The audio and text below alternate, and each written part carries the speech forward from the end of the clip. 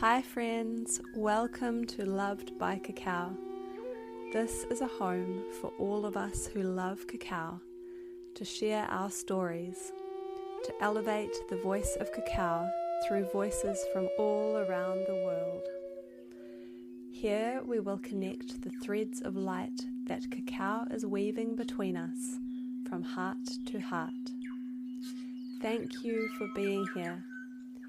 You might like to make yourself a delicious cup of cacao to enjoy while you listen, to tune in with this sacred medicine.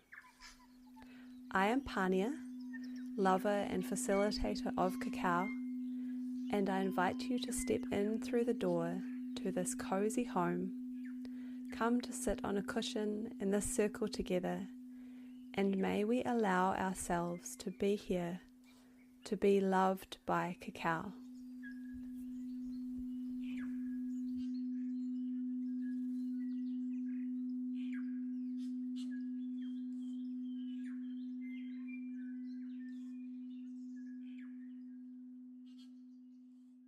Wow, we have a biggie today.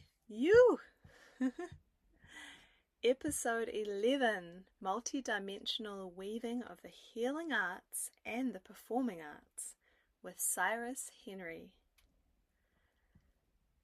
So I find that every cacao ceremony and circle is different, unique, no two are ever the same, and in the same way, every episode of Loved by Cacao is unique, and this is certainly the case with this episode today.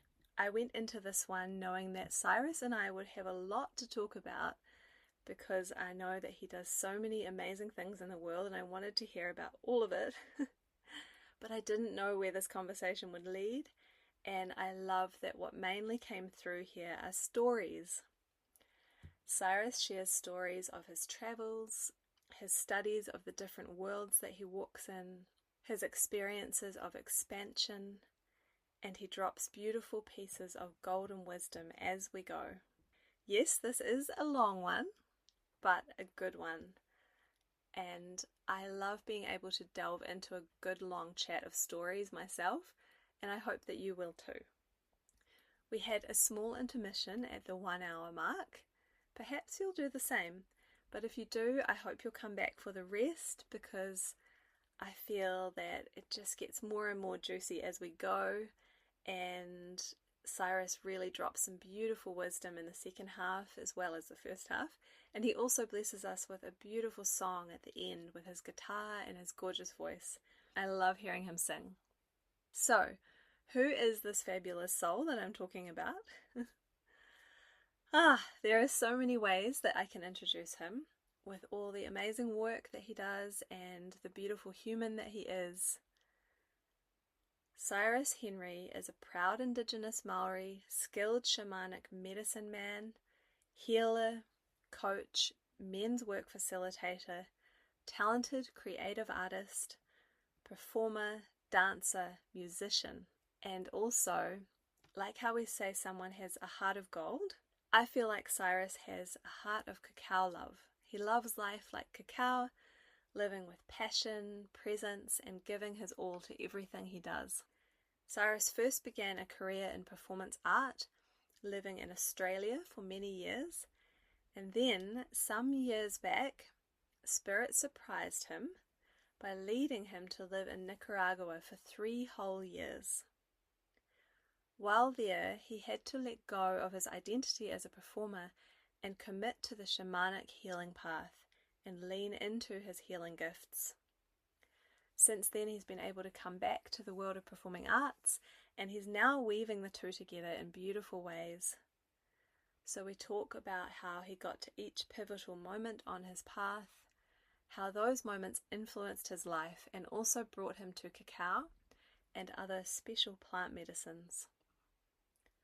I really do love hearing stories, and Cyrus provides big time in this one. We do also talk about our shared love for cacao along the way, of course. So I hope that you'll brew up a cuppa of your favorite and join us for this gorgeous time. Thank you so much for being here. I really, really appreciate it.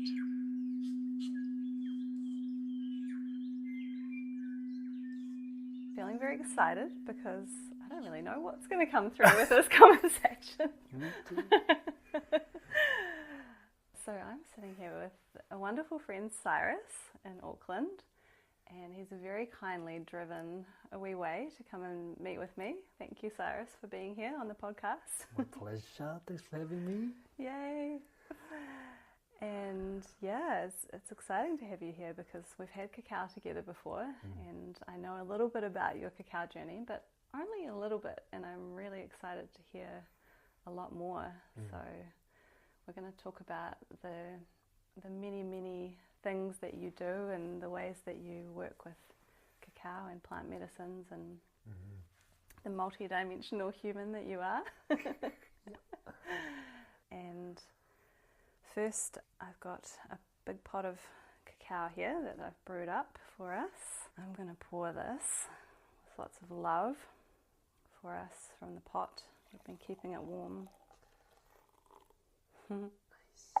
Yeah. It feels very luxurious on a late winter's evening to be pouring hot cacao for us. So, welcome to this mini ceremony, Cyrus. Here you are.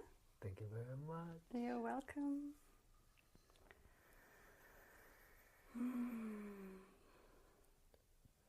We get to drop in with Mama Cacao, and I'll say some words, but you mentioned that you might have a karakia for us. Shall I share the karakia? Yeah, that would be wonderful. Thank you.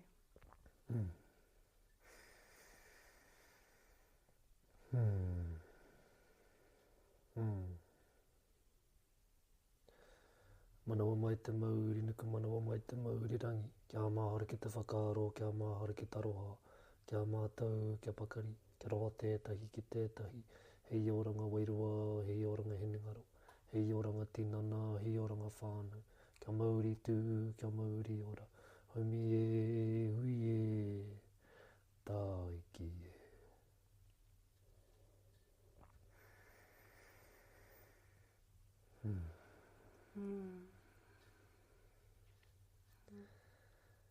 That is a Maori karakia prayer for healing.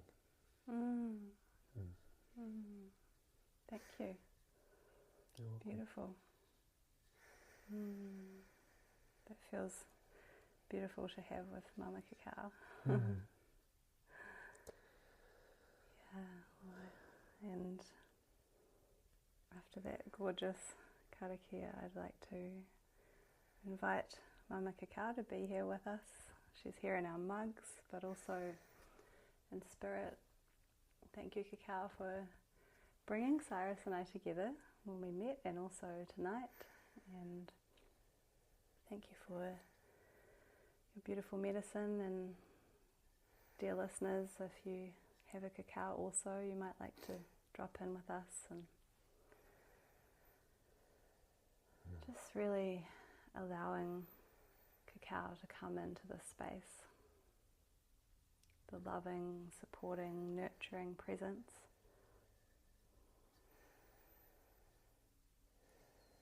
Allowing any walls to drop, to just like allow her loving energy in. And feeling this medicine that we're holding, having gratitude for the distances it's travelled and all the people who've been involved in bringing it to us, the farmers and all of the wonderful people who work with her along the way.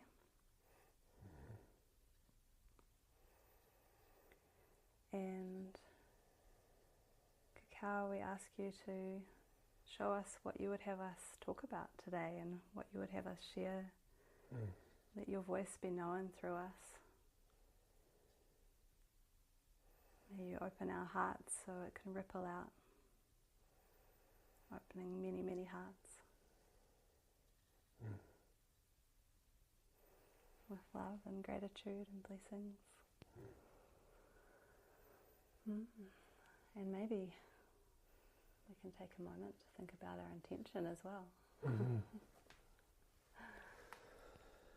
If you're listening and you want to feel into your intention for listening and drinking cacao in this moment.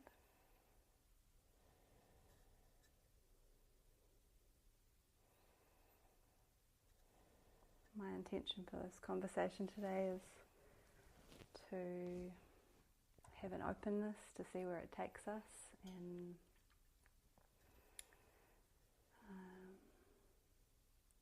just feeling in a state of curiosity and gratitude, and being here to also witness a friend and hear his story. Do you have an intention you'd like to share? My intention is to be open, to be radical, to be pono, honest, and to see where the medicine of Mama Cacao wants to take us. Yeah. And the stories that want to be shared. So Beautiful. Blessings. Blessings. Cheers. Enjoy. It's feeling quite hot in this mug. So. It is. This is a nice mug too. Yeah, thanks to my brother. Yes.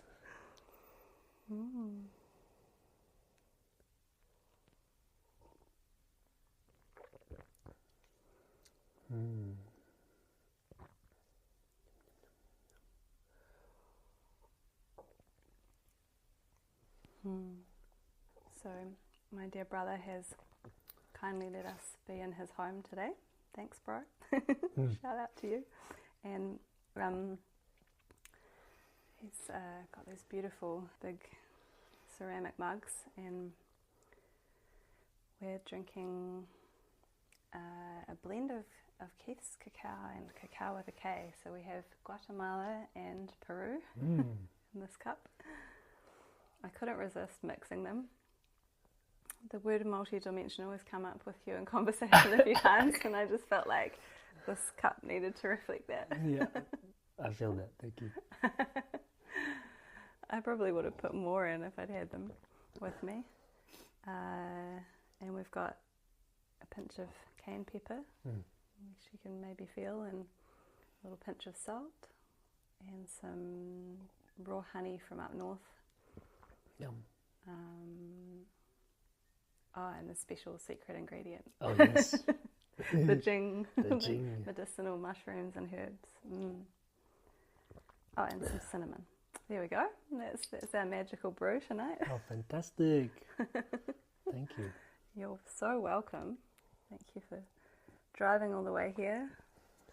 My absolute pleasure.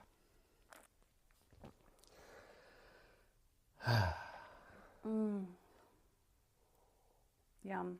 It's been a while since I've had cacao in the evening, and that's actually, it's feeling nice already. Nice. Yeah. Usually I'm a morning cacao drinker. I hope I won't make you stay up all night. Nah, it's alright. Hopefully not. It's alright. I've been used to it for the last 3-4 days because of the moon. Oh, yeah, true. Yeah, we're just on the other side of the full moon right now. And, that was, the moon always keeps me awake as well. So, yeah. Yep. Well, and it's also really exciting to drink cacao with you again, because that's how we first met. It is. Wow, it's such a special memory. Yeah? Yeah. Same, yeah. Yeah. It's nice. So we're in Auckland, but it's making me feel like, oh, Motueka, because that's where we met, down in the South Island, and I'm just kind of feeling all the connections and thinking about our dear friends down there who we had cacao with, and so it almost makes me feel a bit homesick, but it's like really nice to see someone who I met down there as well. And you, our mutual friend Kamal, told us that he was inviting you to our cacao circle, and he was very excited about you coming. He was like, "This, you got to meet this guy Cyrus. He's awesome." And we were all sitting around outside making a fire. And then you walked up the drive, and there was like this anticipation, like, "Oh, who's this Cyrus guy?" And I remember like the energy of you walking up the drive was just like, we were like, "Whoa, who's this guy?" You were definitely bringing something special. And you'd just come back from Nicaragua. Oh yeah, I was fresh. I was fresh from the other side of the world. You were, yeah. That was like my second month back in New Zealand. Gosh, yeah. Yeah. Wow. Yeah, I remember that. I remember, telling my family, I'm like, I'm going to a cacao ceremony. Bye. They're like, what's that? And I was like, just a cacao and this amazing medicine. And I'm going to go play music and drink cacao. They're like, okay, have fun. I was like, bye. Yeah, I'm the wild child. Are you? That does all the mystical things. Yeah. Are they used to it now? We're just kind of like, okay, he's doing another. Yeah, they've been used to it for ages. Yeah. I'm just that one. Okay. Yeah. So yeah, it's a beautiful memory. My second month in, and I was just so fresh into the Western world. I wasn't freshly from Nicaragua. I was in the States, and I was in Europe for about 2 weeks. Oh, were you? And then in the States for 2 weeks prior to that. And then before that, I was in Nicaragua. But so I came from Spain, actually. Oh, wow. I came from Spain. I didn't realize. Gosh. Yeah, that's like that whole 4 weeks is a whirlwind of craziness, actually. Oh my goodness. And I guess I'm here to share stories about all of that, right? Absolutely. Yeah, it's I was living in Nicaragua for 3 years. And I guess like fast forward to the time that I met you and that ceremony, I was craving ceremony. I was craving community because I've spent the first month up in Mamangonui, Tauranga, which is where my family are. Okay. And then, because I devoted a month to them, and then I came down to Motueka to devote a month to my whānau down there. And I was just craving community, spiritual community, connected conscious community, and ceremony, and music. And I was also like I've just been in this magical whirlwind of redirection, and so arriving to that ceremony, I was just like, wow, hi everybody, I'm ready. I was so here.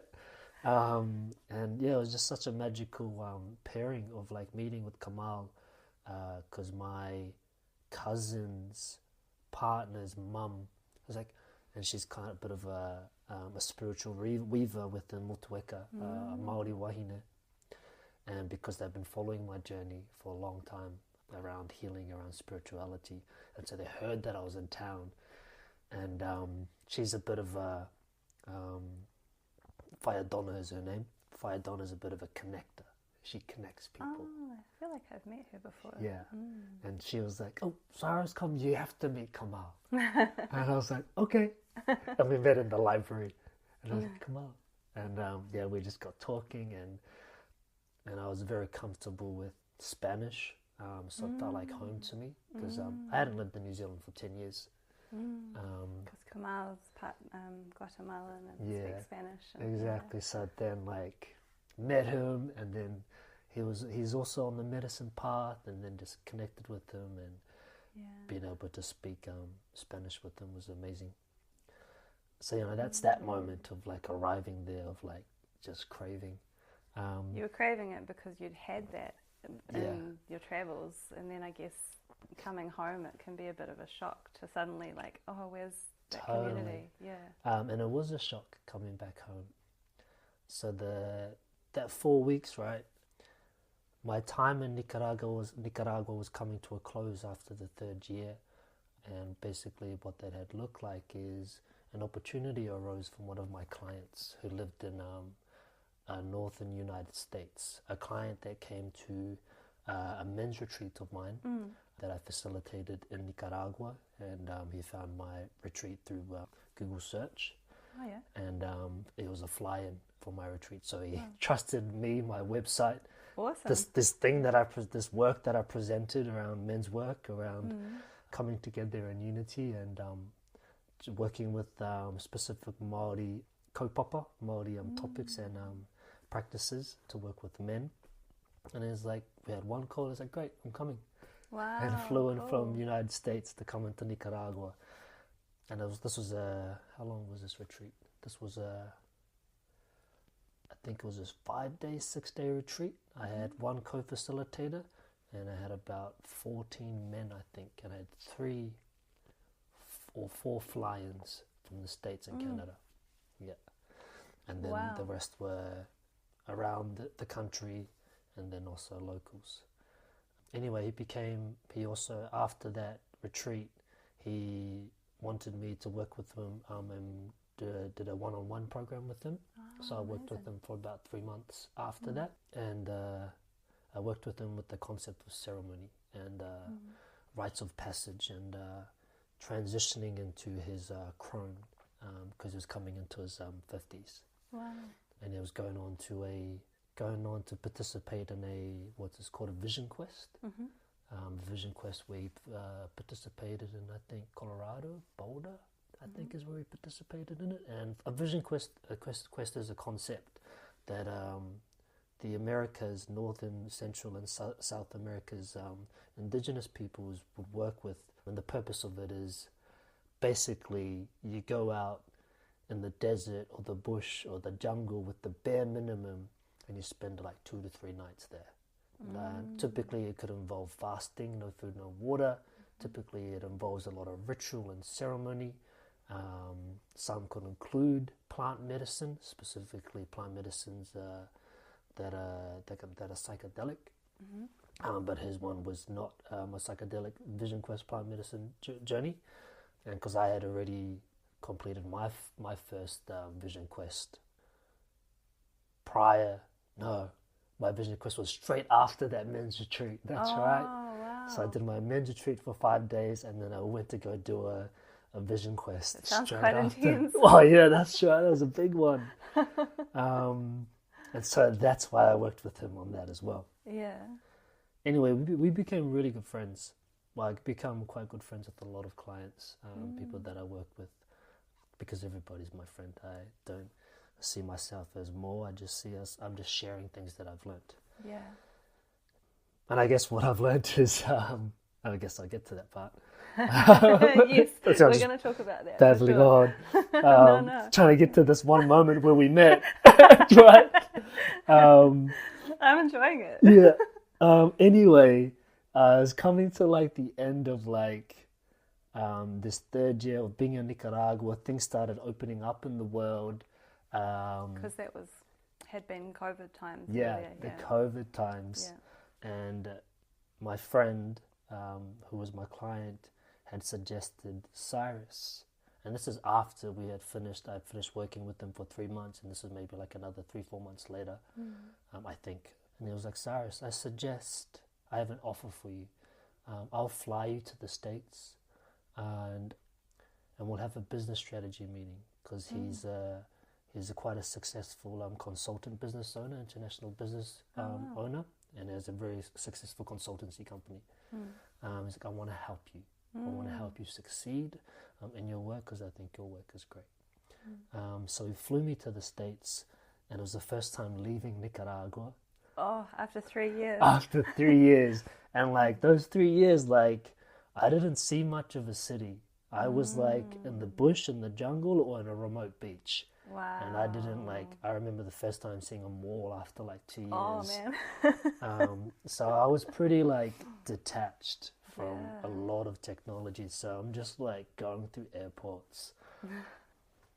And, I arrive, I spend the week at his house, and we have a couple of meetings, and he suggests to me, Cyrus, I have an offer to you. How about you come live here for about 3 to 6 months, and we just work on your business. You don't have to pay anything, but you help around the farm and around the house, because you have property, lived on this big property. You just help around the house, and we just work on your business, and we can work out a way how to create an international successful business for you.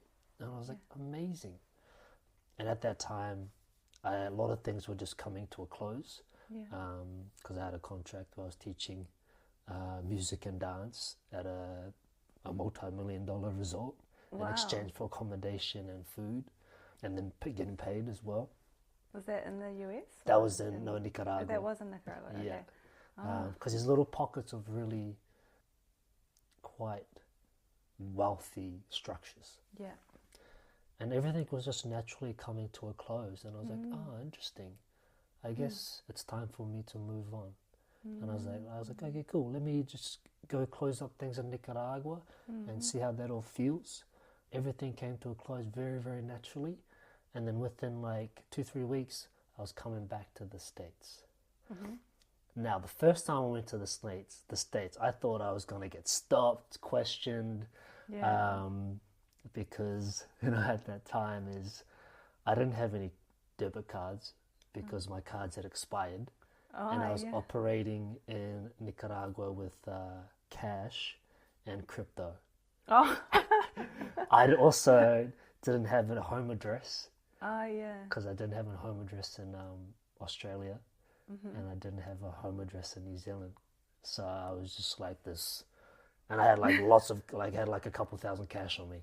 Oh wow! So I was like, that was my first time. Like my first time into the States, I like breezed in, but my second time, there was so much blocks and resistance. Basically, long story short, is I arrived into the States where I was going to do my transition into the next airport to go to the up to the North United States, and they questioned me. They're like, can you show us your debit cards? And I was like, I don't have any. And they're like, what are you doing here? I was like, how are you going to get money? I was like, I'll just get my friend to get money for me, because I have money. And they're like, I have money in crypto. And I had at that time, I had quite a bit of money in crypto. I wonder what they thought about crypto. I know, like, I looked so sus, man. I was like, had all these stamps from like constantly renewing my visa in Nicaragua, because we had to renew it every month, and no home address. Oh wow! Cash, money, like, and crypto. Like, they questioned me for 3 hours, and because of I actually had a visa for United States that allowed me to be there for 6 months. But I thought I was allowed to be there for 6 months. But what they said is that we give you an option to be here for 6 months. Doesn't mean we let you be here for 6 months. Wow, okay. And I was like, And so after 3 hours of questioning and calling my friend and confirming that I'm coming to his house. Too, right? Yeah. I was like, I surrendered, and I was like, okay. They were like, you can only be here for a month. You can only be here for the rest of the month, which is another 2 weeks, and then you have to leave. If you cross in any US borders, that's a 10-year ban to the States. I don't know if there was any fines, but there's a 10-year ban. And I was like, so then here's my whole plans change, right? Yeah. So I arrived, my friend was away for that week, so I arrived to his house. I tell him like, hey, this is the story. I can no longer be here for 2 weeks. I guess I have to go home.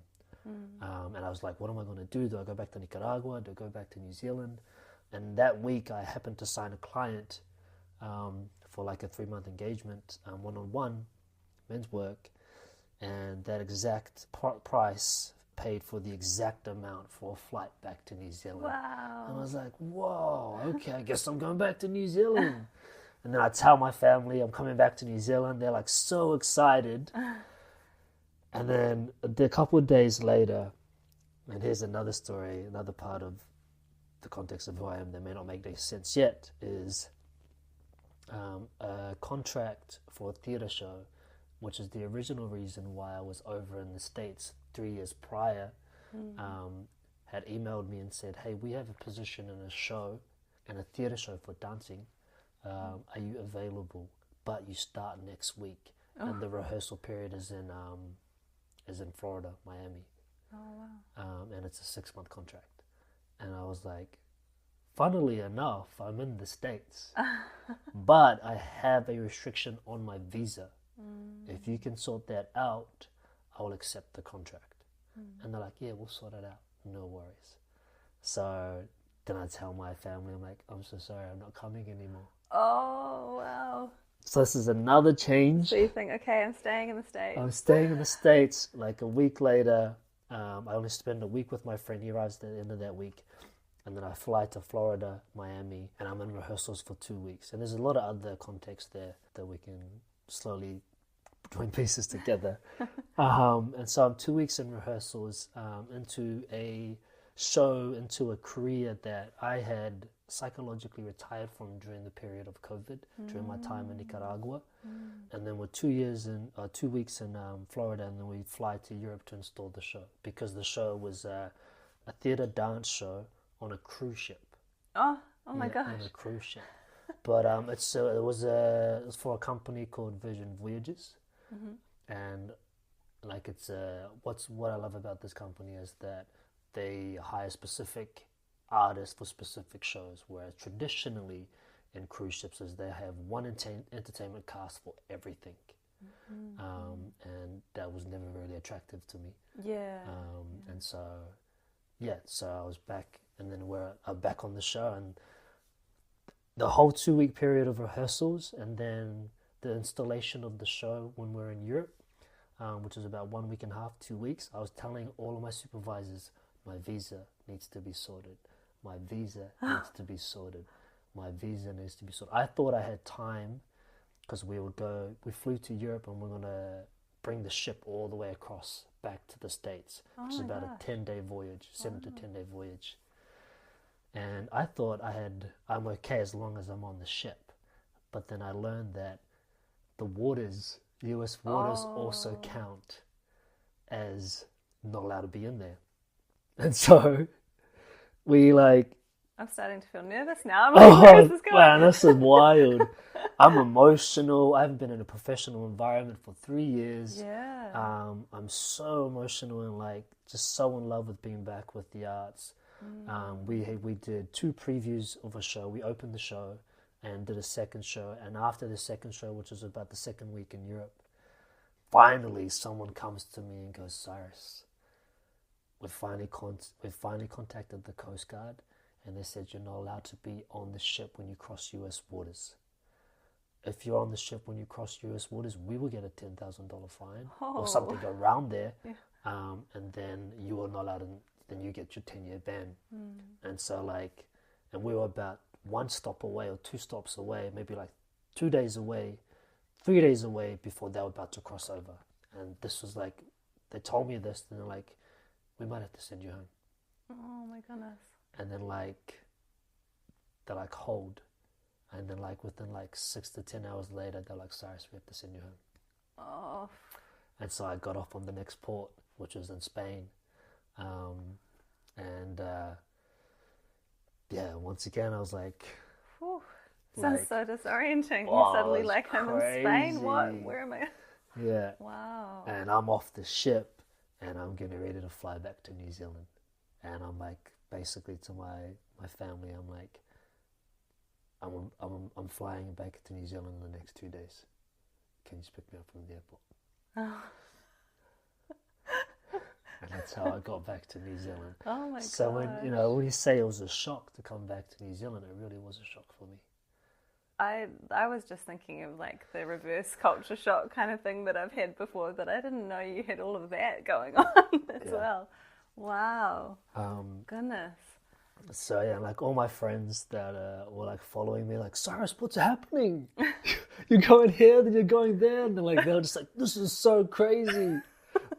What's happening in your life? And I was like, I know.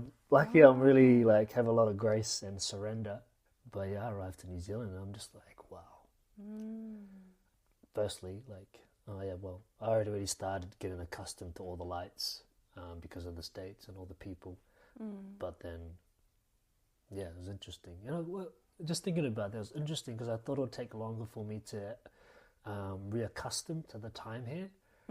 But I tuned within it straight away. It was crazy. The time difference. Yeah, the time difference. I didn't have jet lag. Really? I just fully attuned straight away. I was like, oh, I guess I'm meant to be home. Wow. It was Well, it sounds amazing. like you were meant to be home, because it sounds like life was just going, no. Yeah. I was like, how Not about go this, this not way? this. How about go this way? Yeah. How about go this way? We're getting you home now. I was like, yeah, and just like the whole time I was like, what's happening? And all that time was just surrender and just listen. And like the image comes to me as like a jaguar in the jungle just listening. So cool, what's next? And that's what I just had to do. It's just like, listen, okay, cool, I'm going this way now. Okay, now I'm not, I'm going this way now. So when I arrived in New Zealand, I was like, why am I here? And I arrived here when everything opened back up. Yeah. Like everything, like, So everybody was feeling a bit like, whoa, Yeah.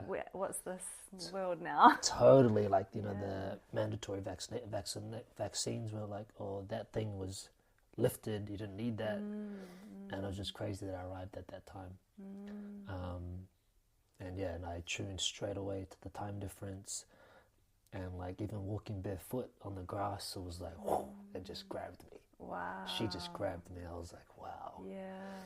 And so then 1 month in Maunganui, and then 1 month down in Motueka, which is where I met you. And so I was still like fresh. And here we are now at that time when I met you at this beautiful cacao ceremony, which is such a gift to me. Yeah. Beautiful. It was such a beautiful gift. Because firstly, I didn't know where cacao was in the country. Right. So I didn't know. Did you say you hadn't been back for 10 years? Hadn't been back for 10 years because I lived in Australia for 7 years. Yeah. And then was in Nicaragua for 3 years. And during my time in Sydney, I had maybe only been back like 6 times over that 7-year period, and only for like a week or a weekend for an event. Yeah. So hadn't been spent very long in New Zealand. So was that your first cacao after you got back? That was... Yes, it was, because I left all of my cacao at my friend's house in the North United States. Oh no! That's sad. And that's also like, there's a lot of wisdom in that for me, right? Yeah.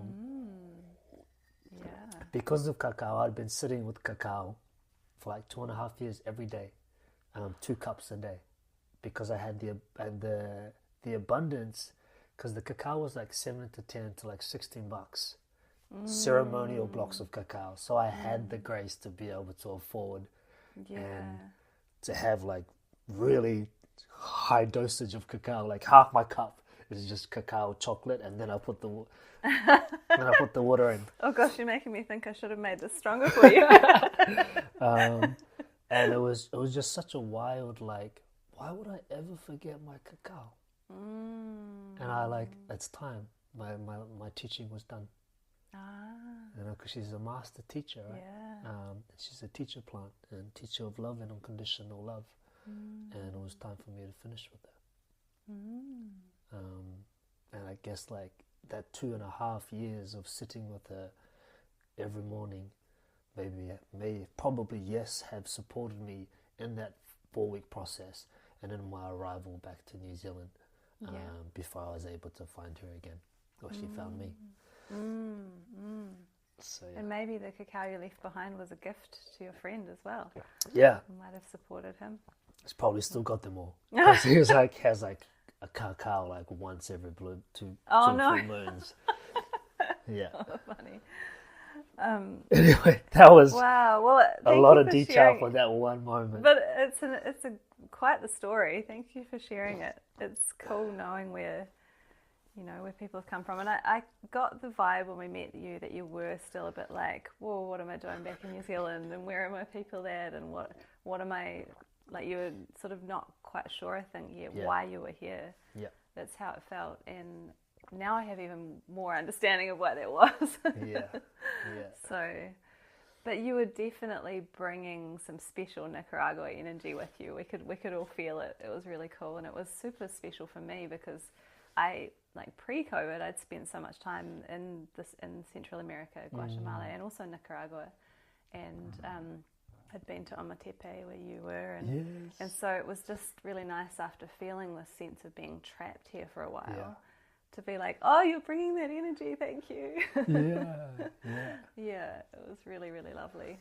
So I was grateful for that, and we had a pretty awesome circle that night with dear friends Kamal and Mariah, and I think Vanessa was there, and with the fire, and Devon, and I don't know if I'm forgetting anyone, but anyway, it was outside. Yes. And it was special too, because I don't think we'd had an outside ceremony for a wee while, and with the fire, and you brought some medicine songs. Yeah.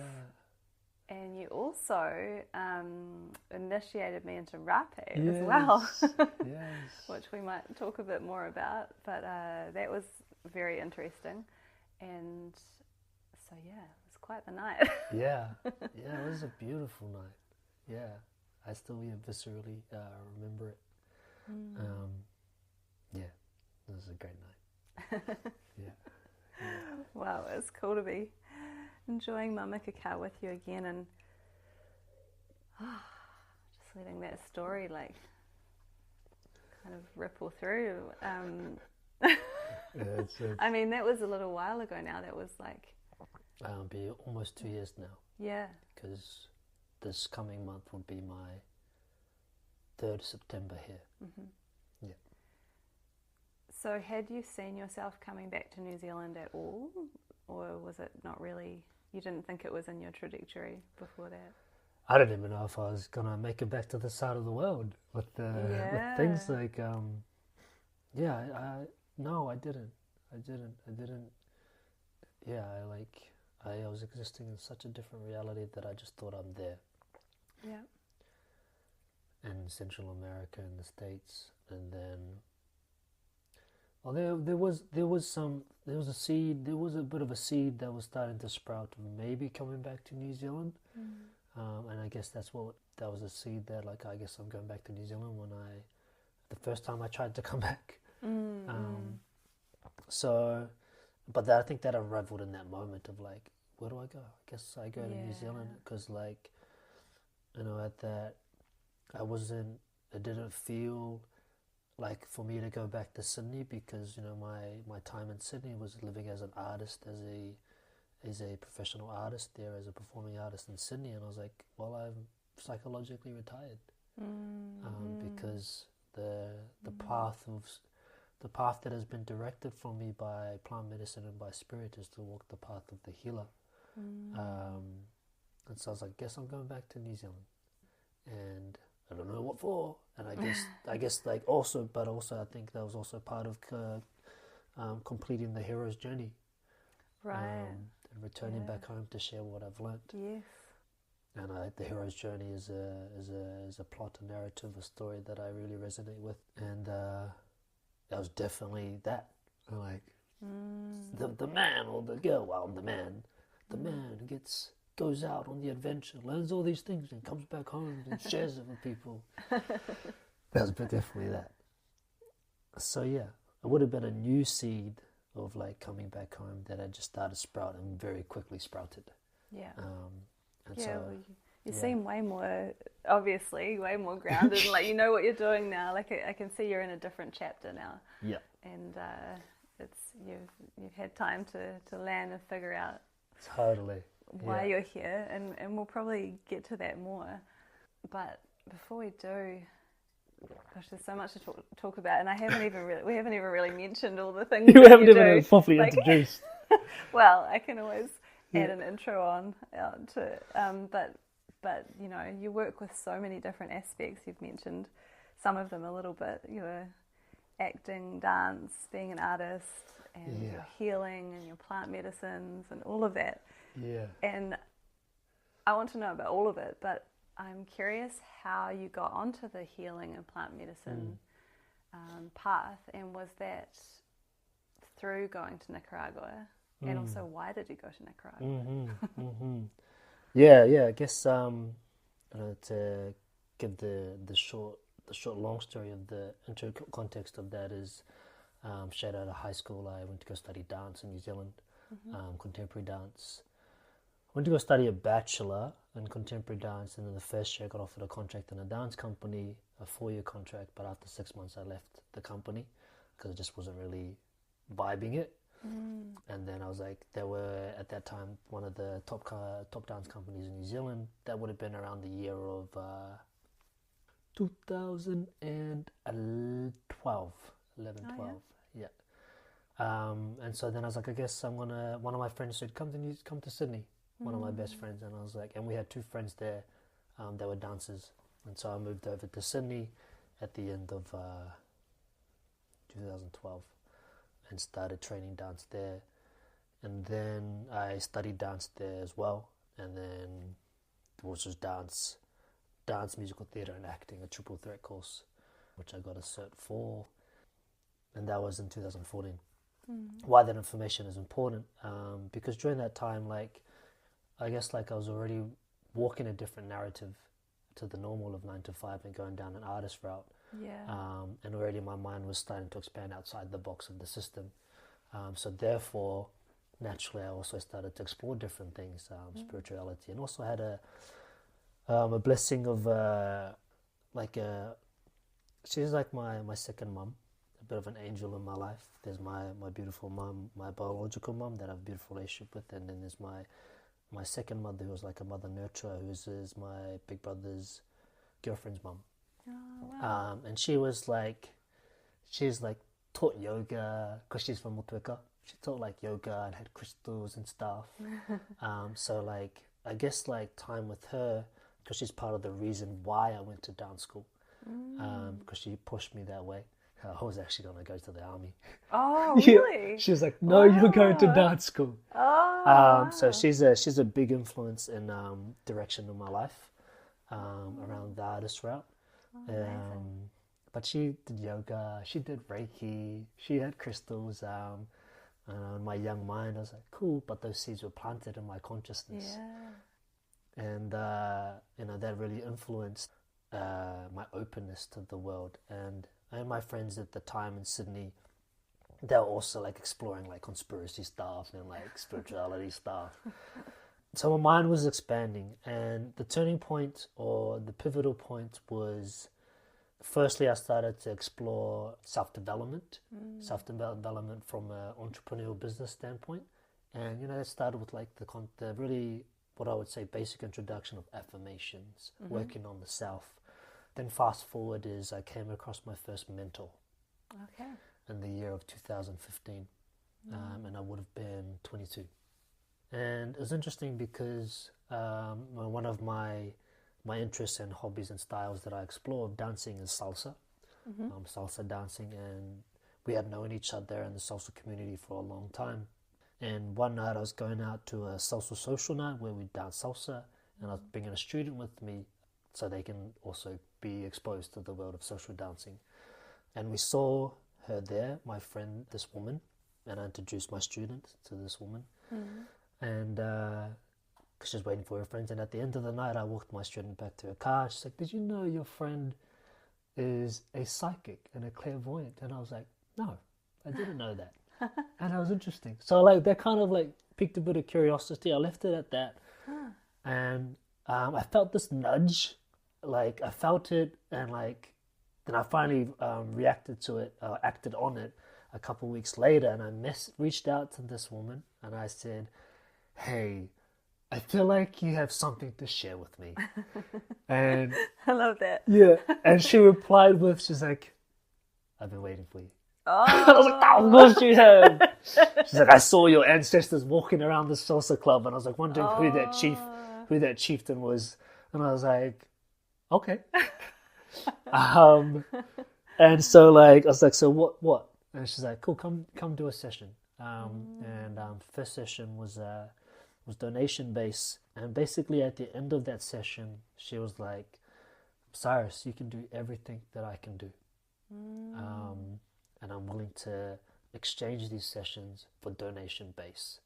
At that time of my skepticalness of like, oh, it's probably not even that much for the sessions, and I was like, probably not even that much, but I found out later that was actually quite a bit of money for like a 45-minute session with her, an hour session, or like we were doing like hour and a half, 2-hour sessions. Wow. So she was being very generous. Yeah, she was being very generous, but she started the path of like, this is what you can be.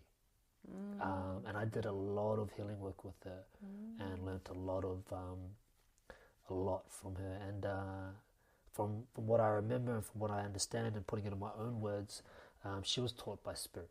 Wow. Intuitively by her ancestors and her guides. And there's a part of me, like, I guess it could be attuned to like my training as a dancer, as an artist, of like having a very clear understanding of foundations and how foundations can really support. And I was like, oh, I wonder what else is out there, because I only knew what I knew from her. Yeah. Plus she also planted the seed of like, Sasha, you're really good with your hands and you're really good with cooking, because I am quite comfortable within the kitchen. And she's like, you should look at naturopathy or Ayurveda. I looked at those very expensive courses. Yeah. I was like, okay, maybe not now. They're also 3-year commitments. Yeah. And I was like, cool, where else can I look? And then I found a 2-year part-time course that worked really well with my career as an artist, which was a diploma of energy healing. Ah, beautiful. Yeah. And so I inquired, I went for the interview, and yeah, they explained to me, like, this is a foundational program. The first year is about you. The second year, we teach you how to be a facilitator. And we work with multiple modalities from, with the focus of transformative meditation is the focus. Energy healing is the second focus, and how to communicate, or conversation, which is what they called, was soul-centered communication, which is just talk therapy in a way. So those are the 3 foundations of our program, and we were working with the chakra system, the meridian system, and the subtle body systems. And then we were able to explore throughout those 2 years and a half shamanism, crystal healing, sound healing, essences, Reiki, and like the myriad of what exists within the healing arts. And we were exposed to it all. Sounds like an incredible course. It was an incredible program. Yeah. Did you love it?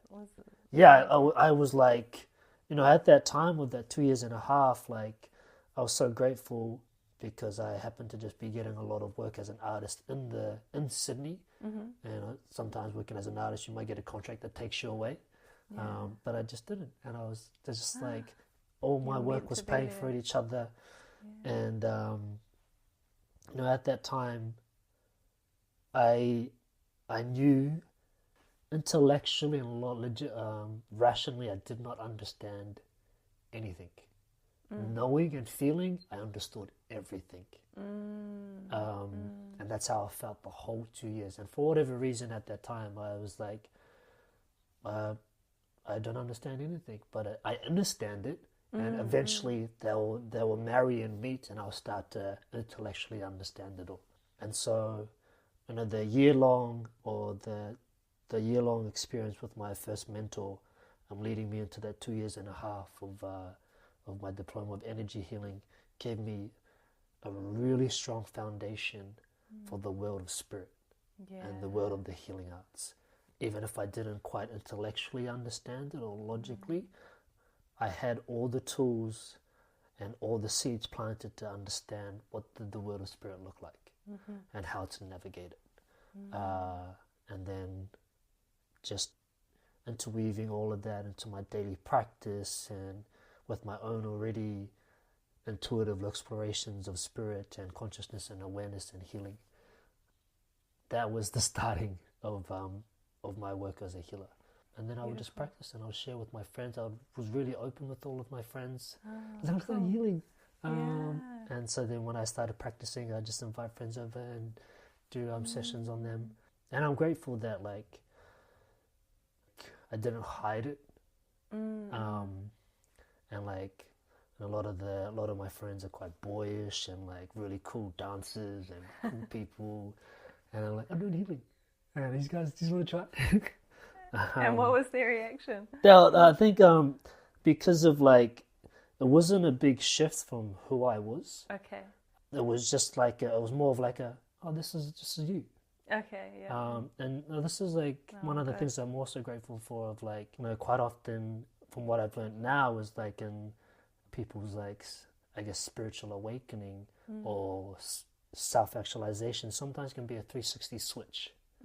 And then what happens with that is family, friends have to meet the new you, but still hold the identity of the old you. So it takes time for them to let go of that. But for me, because of walking an artist path and already being a bit more alternative in the way I think, my family have already been primed and accustomed to, this is just who Cyrus is, and all of my friends as well. And just during the period of learning technical foundations of healing, I just was able to put more articulation to what I was already doing with meditation, with intuitive exploration, and was able to now articulate it to people. And so it was just more like, this has just always been you. Nice. Yeah, it wasn't like you had to sort of, some people say they kind of have to come out of the closet with their spiritual gifts, but it sounds like it was a more easeful path for you. Yeah. You know, and my first mentor was like, you know, your spirits are really kind to you. Aww. Because they give you what you need when you need it. And it's always in step by step, which I have noticed that. Whereas she said for her, everything came in one hit. Oof. And sometimes that's the case for a lot of people, right? Yeah. It's like, here it is, figure it out. And then you have to work backwards.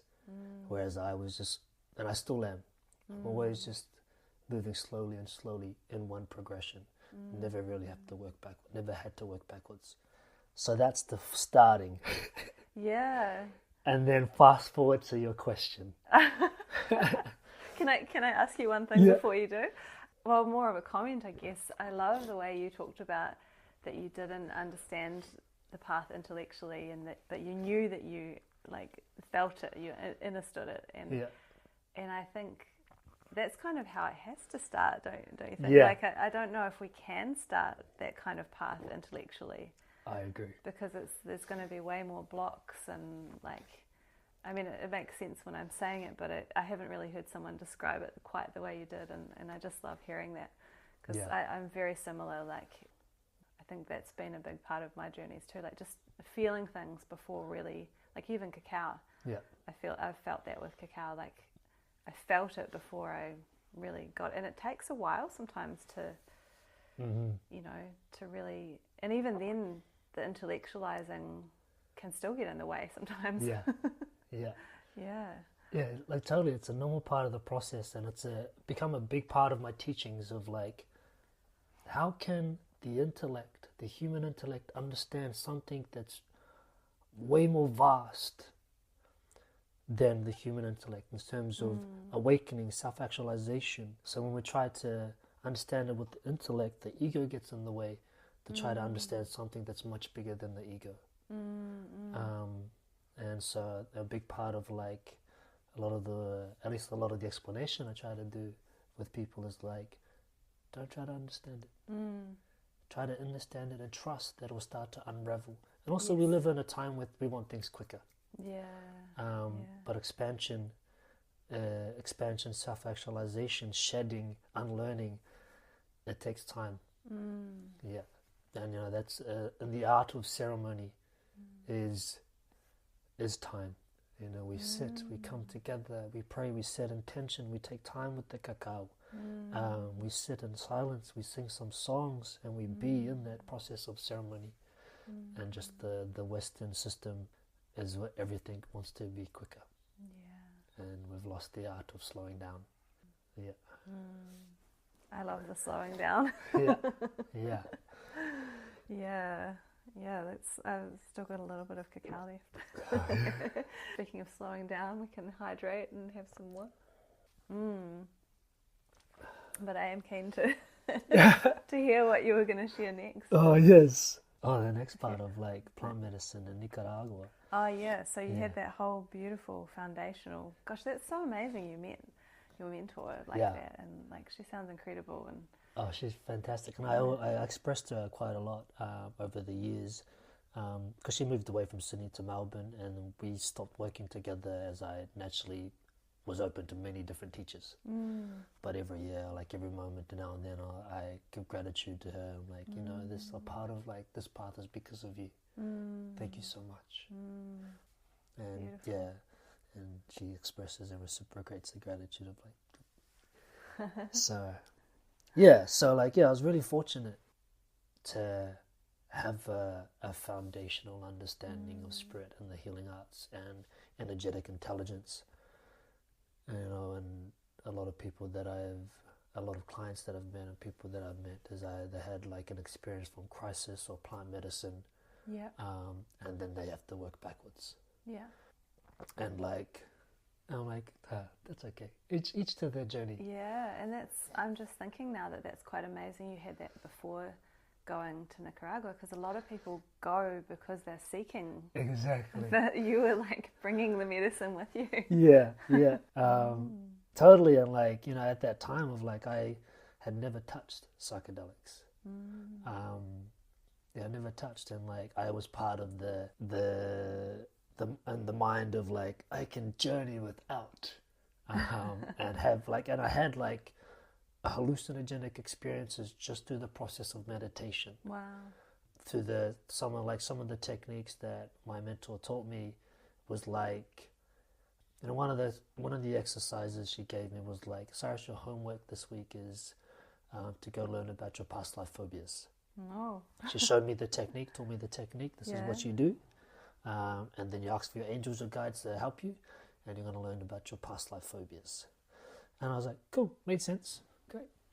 And like I did that. It was like a 2-3 hour process by myself in my room, and I learned of like 5 different past life phobias. So basically, you know, the idea is that in your current life, your physical life, typically everything that you experience can have a golden thread of relation to all your past lives. So, for example, like one of the past lives I learned about, past life phobias, was I was in a lifetime where I was the oldest boy. I was maybe like 9, and then we were at my family's house, and I think it was around the northern United States. Family's like lake house, and it was like a 7 p.m. or 8 p.m. evening, and our parents were doing something, and we were just being kids, and we took out the little dinghy out onto the lake. And there was my younger brother, who I think was 7, and then my younger sister, who I think was like maybe 5 or 4. And we're just being kids, and we're like playing with the boat, rocked the boat, and then we rocked it too much, and it knocked out my younger sister, and then she died and drowned in that water. Oh. And that's the life I revisited and experienced. And then I was like, that's why I also have a bit of fear within deep water. But I love water. But I know that every time that I've been on a boat and been in the water, when I can't see everything, I'm like, there's a bit of fear, but I'm not that scared. I've never had an experience where I'm scared of it. Wow. And then I learned of another life where I was got gang bashed by like 15 men outside of a pub. Far out. And like then I reflected back on my life. I'm always kind of have to know where everybody is in a room. And I was like, it's interesting to be hyper aware of everybody when I've never needed to do that. I have no reason for that. And then the classic of the being buried alive like a mummy. Oh gosh. I think there was another life, but I can't remember. But those are the 3 I remember. And then like when I experienced those 3 things, right, it was so interesting.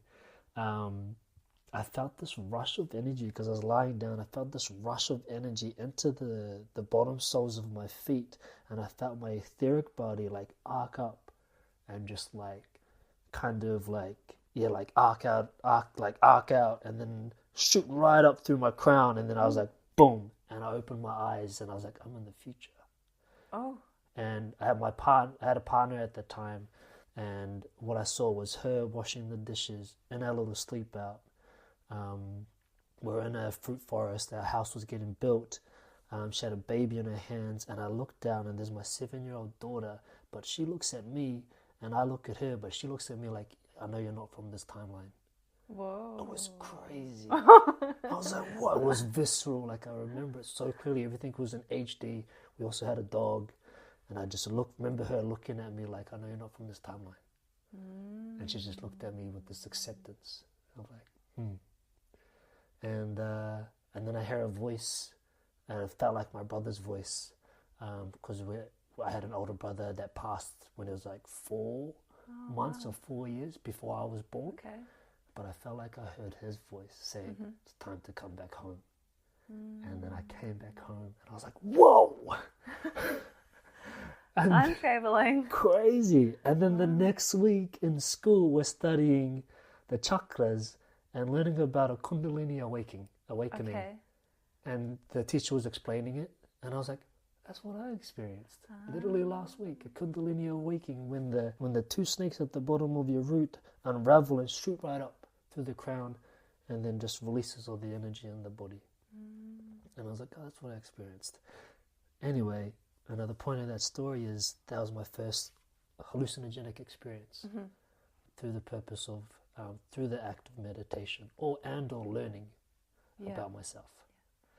Wow, that's pretty powerful. You had that on your own too. Yeah. So I was already quite, arriving to the world of plant medicine in Nicaragua, I was already quite grounded in the world of spirit, in the world of the astral realms, in the world of my own processing of trauma, in the space of my own shadow. Yeah. And already had an experience with journeying. And so like arriving there wasn't out of the place of need. It was because she was there ready for me. And like the saying goes that when it's time, she'll come. And I guess to add context, there's like why I was in Nicaragua. Yeah, I still don't even know where you went. Why I was in Nicaragua. I mean, I know you went because you were meant to go, but... Yeah.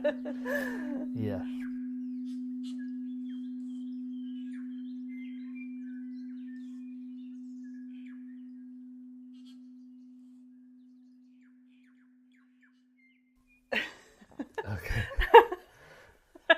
I just feel like laughing now. We just had a small intermission, and it was great. I'm feeling actually quite what's the word?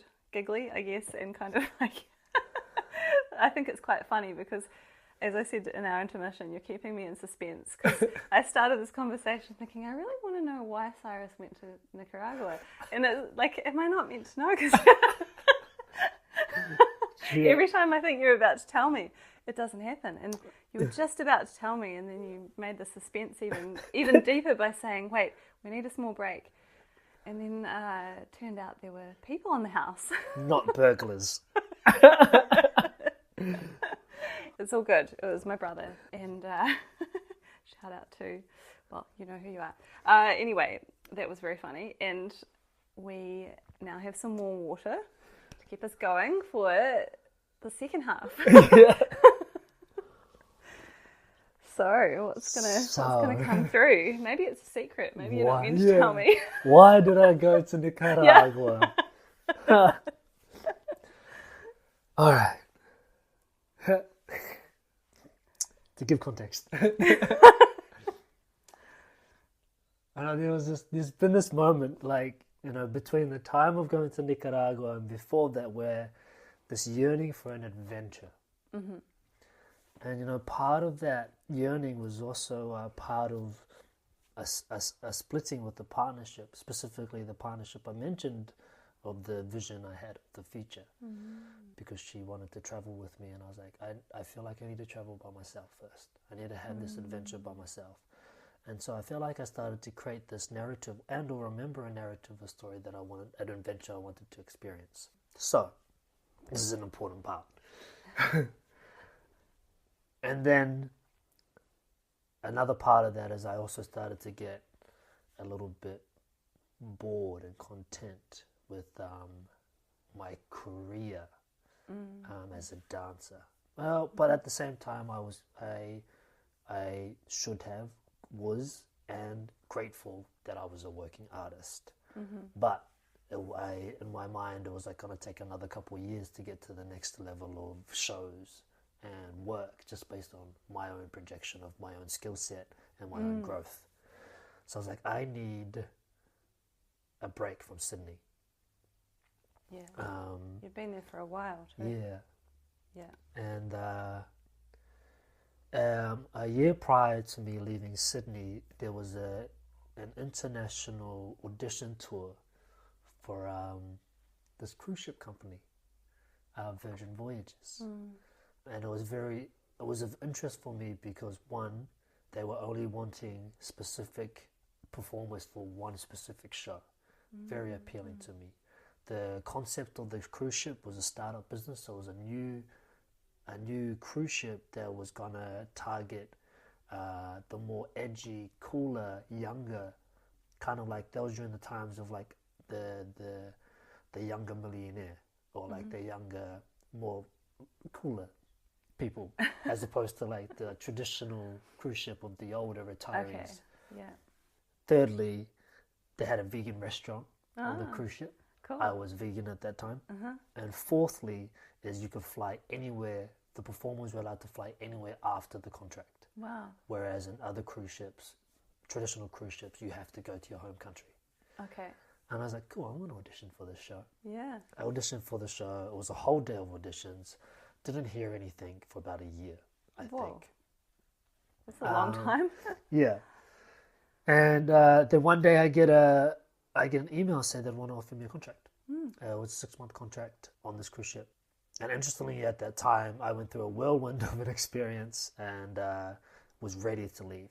And at the same time, I also got offered 2 other contracts for Sydney show, a show in Sydney for the Opera House. And so I had to make a decision. Oh, gosh. Do I stay in Sydney or do I go? And I was like, I need to go. So, the end of the start of 2019, was it 2019? Yeah, is I arrive into New York in January.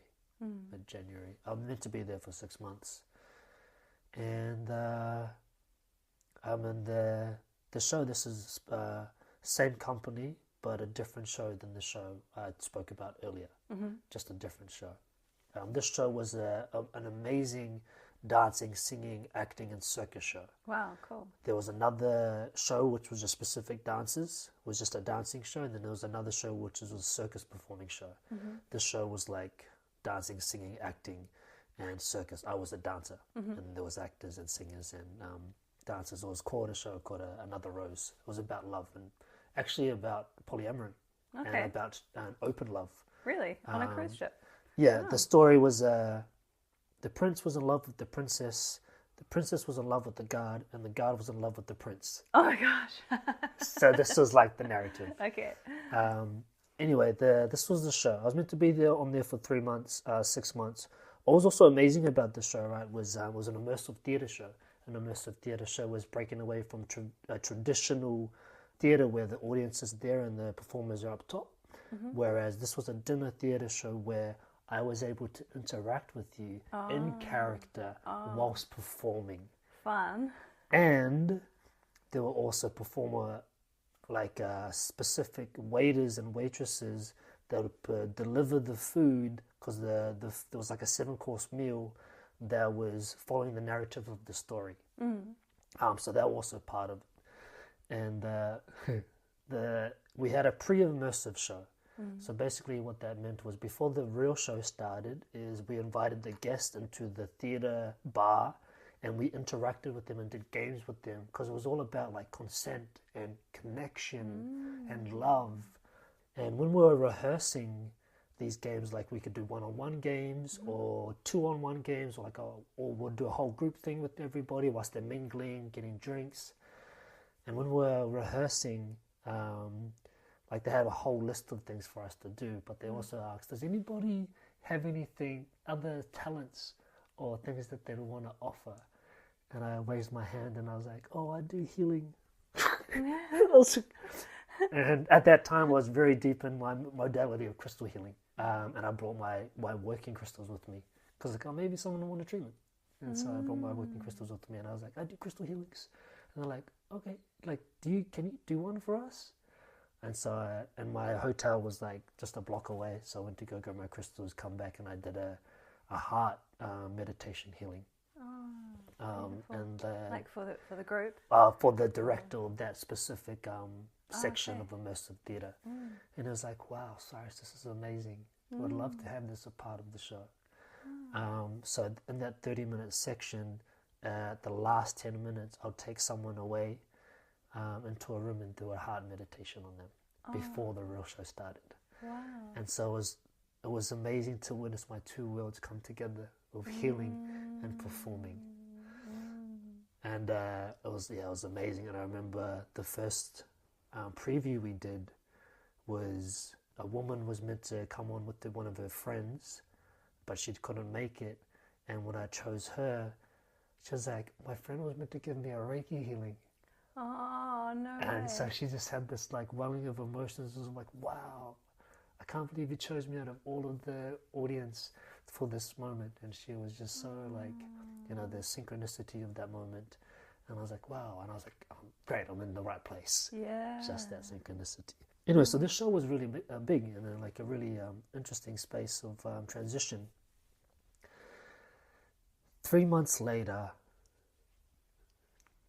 we're crossing from Europe to the States. We're about halfway through, and we get the call of like, oh, we're not allowed to dock in New York because we're going to do our first press release show, and we have to go straight to Miami because of COVID. Oh, okay. And so we're about to go to Miami. Like, we can't dock in Miami because of COVID. Oh. And like, okay, we've got to go to Bimini because you know, the owner of Virgin is Richard Branson, who has his own like island in Bimini. So we're going to go to Bimini and wait it out. Long story short, COVID happened and cancelled the contract. Gosh. So 3 months in, which was actually close to my birthday. It was like maybe on the 10th of March 2019, I think, when it all started. The director of the whole Virgin Voyage is like, we have to make the decision to postpone and shut down everything. How long was the contract meant to be? 6 months. Okay. So I was meant to be away for 6 months. Yeah. And no, cool. At that time, it was like, cool, what now? And I moved out of my apartment in Sydney, and the place I would have gone back to would have been my friend's house, but he just had a baby. So it's like, no, you can't come here. And I was like, okay. And then I asked my family, I'm coming back to New Zealand. They're like, no, don't come here. I said, you've got a strong immune system, just wait it out. Because, you know, I guess at that time we didn't think it was going to be more than 3 years, maybe 2 weeks, couple months at most. So I was like, okay. At that moment, I was like, I wonder where I'm going. And my curiosity of where spirit takes me, like, I wonder where I'm going. One of my castmates, one of my friends felt sympathy and sorry for me. And I was like, let's go to Cancun. I was like, okay, great. And because I had a lot of money too, because I've been working for 3 months. Plus they gave us a 2-month bonus. Oh, wow. For like saying sorry. Yeah, okay. And like, it was like a pretty good wage, the payment. And cool. We organized it with the company. Like, oh, we're going to Cancun. Sweet as. My friend bailed last minute and said, I can't come. Oh, no way. And I was like, I guess I'm going to Cancun by myself. Oh, gosh. Craziness. What's also crazy about this is I've never traveled by myself. Oh. I've only ever traveled for work. Yeah. And traveling as an artist is flights are looked after. Accommodation is looked after. You have a minder that like tells you your itinerary. So I've never like... So you hadn't done all the navigation? I've never done it by myself.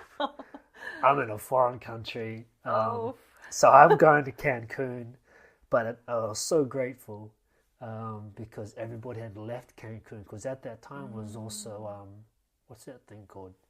The big party that the States have? Their spring break. Oh, yeah. The big party. Spring break. Yeah. Yeah, everybody had left, like literally within those 3 days I arrived. So it was quiet. I was like, wow. yes. And I just had so much like people time.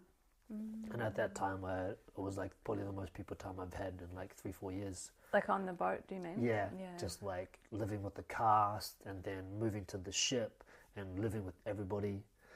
And so I arrived to Cancun. I'm there for like a week, and I'm just by myself with 2 iguanas, just in the hammock, just like decompressing and processing. And then my friend that was meant to come with me, him and his partner were like worried about me, like, Cyrus, we're so sorry, but like we think you should go somewhere else to like bunker in, because like it started to get worse with COVID. Yeah. And they're like, we think you should go to Tulum. Okay. And because they're like, they're trying to send me to somewhere spiritual. Yeah, okay. And I was like, I don't know if I want to go to Tulum. And I remember that one of the boys was somewhere in Central America. One of the boys I grew up with in Motueka. Oh, yeah. And he was my best friend's younger brother. Okay. So like he was basically also a best friend by default. Yeah. Because his mom was like a second mom to me. And we were all really close friends. So I was like to my mate, yo, where's your younger brother? And he's like, he's in Nicaragua. I was like, where's Nicaragua? I researched Nicaragua, right? And Wikipedia says top 3 most dangerous countries in Central America. And I was like, what the fuck? And everybody's like, Cyrus, why are you going to Nicaragua? I was like, that's where my friend is. That's the closest thing I have to home and to love. Like if the world's going down, I want to be with somebody that I love, that I know. And so I told him, I was like, yo, I'm coming to Nicaragua. Here's the situation. Great. He's like, cool, bro. I'll pick you up. And I fly to Nicaragua that next day. At that time of my life, like prior to that, like what I would have been 27, I think there, or 26. Yeah, 27. I turned 27 on the ship. And probably around like 23, after 23, I started to stop partying. Just because I was like, just time for me to move out of it. And so arriving to my friend in Nicaragua, he stayed in one of the top party hostels in all of Central America. And I was like, that's okay. I surrender because I'd rather be with somebody I love. Because I wasn't psychologically and emotionally ready to travel by myself. And he's like a brother, like a really good friend of mine. And so, and they had like, yeah, cool, there's like a hostel of us of like 14, 15. We're just gonna lock in, because in Nicaragua it was by choice. You didn't have to lock down. Okay. The country locked down. Yeah. But individually, like there was maybe like an actual 3-month period of when I arrived there. Yeah. But then after that, everything was like by choice, up to you. And so like we locked into the hostel for about like a month, and then we started to like venture out a bit. Whereabouts were you? I was in San Juan del Sur. Ah, I've been there. Yeah. San Juan del Sur. We did some house sitting there. Yeah, cool. Yeah, and so like, I was there, and they also told me of like, there's this like circus consciousness group that's like on this island called Ometepe.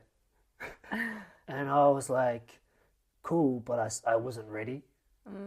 It took me like maybe like up until the 3rd month to feel confident enough to go hang out with other people without my friend with me. It took me like the 3rd month to like, I should probably start learning the language. I should probably start learning about eating their food, because I was still eating international foods. Yeah, well, you hadn't really seen yourself going there, I guess, so you weren't like quite mentally prepared for it. Not at all. Yeah. So in that whole 3 months, which was like the longest time in my life of not being around artists or spiritual practitioners, and but I just like, for me it's like, if I create friction and resistance, that just breeds disease. So I just have to surrender to this party environment. And it was so interesting in the reflections of it, like, and the people that came to know me, they were like, sorry, this isn't really your vibe, is it? And I was like, no, not really, but this is where I am in this moment. Yeah. And I surrendered to it. Yeah. So it was interesting to have that reflection, but also find little fairies here and there, and what I would say the happening of the chaos of that type of world. Yeah. And it was a beautiful chaos in its own right.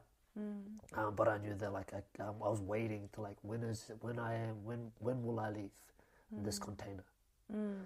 And at that time when I left that container, which was the 3rd month mark, as people started to out of that group of 15 started to like fly home. They're like, we're gonna fly home. What are you gonna do? I was like, I'm not going anywhere. I'm going. I just changed beaches from San Juan del Sur to Popoyo. I was like, cool, I'm going to go somewhere, because I was like, do I want to go to Ometepe or do I want to go to another beach? Because the beach is my body of water. Yeah. A lake is not. Okay. And I still needed to decompress, especially from 3 months of being in that container of that party environment. I was like, I need to go somewhere, be by myself, decompress, and have some silence and some stillness. So I'm going to go to this beach, which is quieter, and just surf. Nice. I've been to Papoyo too. It's so chill there. It's so amazing. Yeah. And I thought to myself, I was like, I'm just going to call them in. All those magical people that I've heard about, I'm just going to call them into Papoyo. Literally the next full moon, they hosted a full moon party. Oh, cool. Full moon sober party in Papoyo. Beautiful. And they were looking for someone, you know, at that time when I was in Papoyo, I started to realize, like, oh my God, I might be here for a long time. And I started to run out of money. And because I wasn't consciously saving my money. Okay. Because I thought I was going to go back to work anyway. Yeah. And then I was like, oh my God. So then, like, cool, my brain started to switch on into survival mode. Like, cool, what do I kind of need to start bringing in money. Yeah. And I started teaching salsa classes at one of the restaurants. And one of the women that I met there kind of came with her friend to come do the classes. And so I think she just liked my charisma. Mm-hmm. It's like, Cyrus, have you ever bartended before? And I was like, nope. And I was like, do you want to learn? And I was like, in exchange for accommodation. So like for me, like survival was like, cool, I need my accommodation and my food sorted. Yeah. And I just need basic survival needs met. And I was like, yeah, great. I can learn easy. And so I moved into her like beach hotel motel and started bartending for her. Never bartended in my life, but I figured it out. Yeah. And then during that time, I met someone who came to my salsa classes who introduced me to another woman. And they're like, we're hosting a full moon party. He was part of that group. Yeah. From the Ometepe. And they're like, we're hosting a full moon party and we need somebody that can open kombucha. Because they're pop bottles. Oh, okay. And I was like, I can pop bottles. And I was like, I'll come. I'll volunteer my time. I thought you were going to say, like, they need need somebody who can, I don't know, give healings or something. Yeah. Pop kombucha, okay. Well, because, like, you know, the judgment, the projection that was judged onto me was, I'm a bartender. Yeah, they didn't know you were exactly. in a world. Yeah. A bartender, and I teach salsa. Yeah. And, you know, like, I wouldn't just openly just like, this is what I do. Yeah. I was like, oh, when the time is right, I'll share. And I was like, in that moment, I was like, wow, I called them in. They're here. Nice. All of them. And I was like, it's a sober party. Yes. I was so excited. Comes to the full moon. There's just people doing handstands, people dressed magnificently. And I am like doing kombucha, and people like also have their cacao chocolate. I'm like, yeah, I'll look it after, no worries. And to give another context quickly is prior to that, maybe for like 2 years, I've been exploring cacao. Okay. But the cacao powder. Yeah. Because I didn't know ceremonial cacao existed. And because I heard about cacao, because during that period, I was an avid podcast listener and I'd listen to anything spiritual, self-development or health. So I heard about cacao and I started drinking it and mixing it with mushrooms with like reishi and chaga. So I had a basic understanding of it for a couple of years. Okay. And even in like prior to Papoyo, I was like, where's the cacao? And like I could only find cacao powder. And that's what I was working with. And why I shared that is because they were having a cacao ceremony. At the full moon party? At the full moon party. Yeah. And it was my first cacao ceremony. Oh my gosh, you really called it in, didn't you? Yeah. It was my first cacao ceremony. Yes. And it was also the first time someone had mushroom chocolates as well. Okay. And I was like, sure. And like, usually I like not like anything psychedelic. I was like, still like a no. And I was like, sure, I'll have some. Then I had like half. And then I was like, oh my God, I felt my energy start to rise. And I was like, I don't know if I can work the rest of the shift. Then I was like, luckily it started at the cacao ceremony. And then I come into the cacao ceremony and I witnessed my first cacao ceremony. Beautiful. They do the intention, the prayer, sing the songs, serve. We sit and I'm watching and observing. And then I also see rape served for the first time. And I was like, what are these people blowing rape out people's nose? And like, you know, the only thing I attribute things blowing up noses from other things. But like, I was cool. I reserved my judgment because I know nothing. And that was my first cacao ceremony. Wow. It was amazing. Oh, I just got goosebumps. Yeah. Because I'm just thinking of you under the full moon was it on the beach? It was or like near the beach? It was in a temple. It was at a place called Malibu. Okay. Yeah.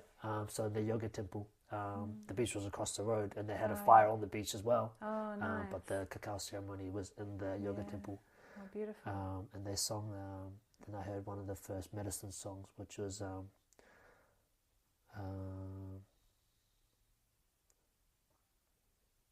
Madrecita cacao, las gracias te damos, por abrir el corazón a la sanación, abrir el amor.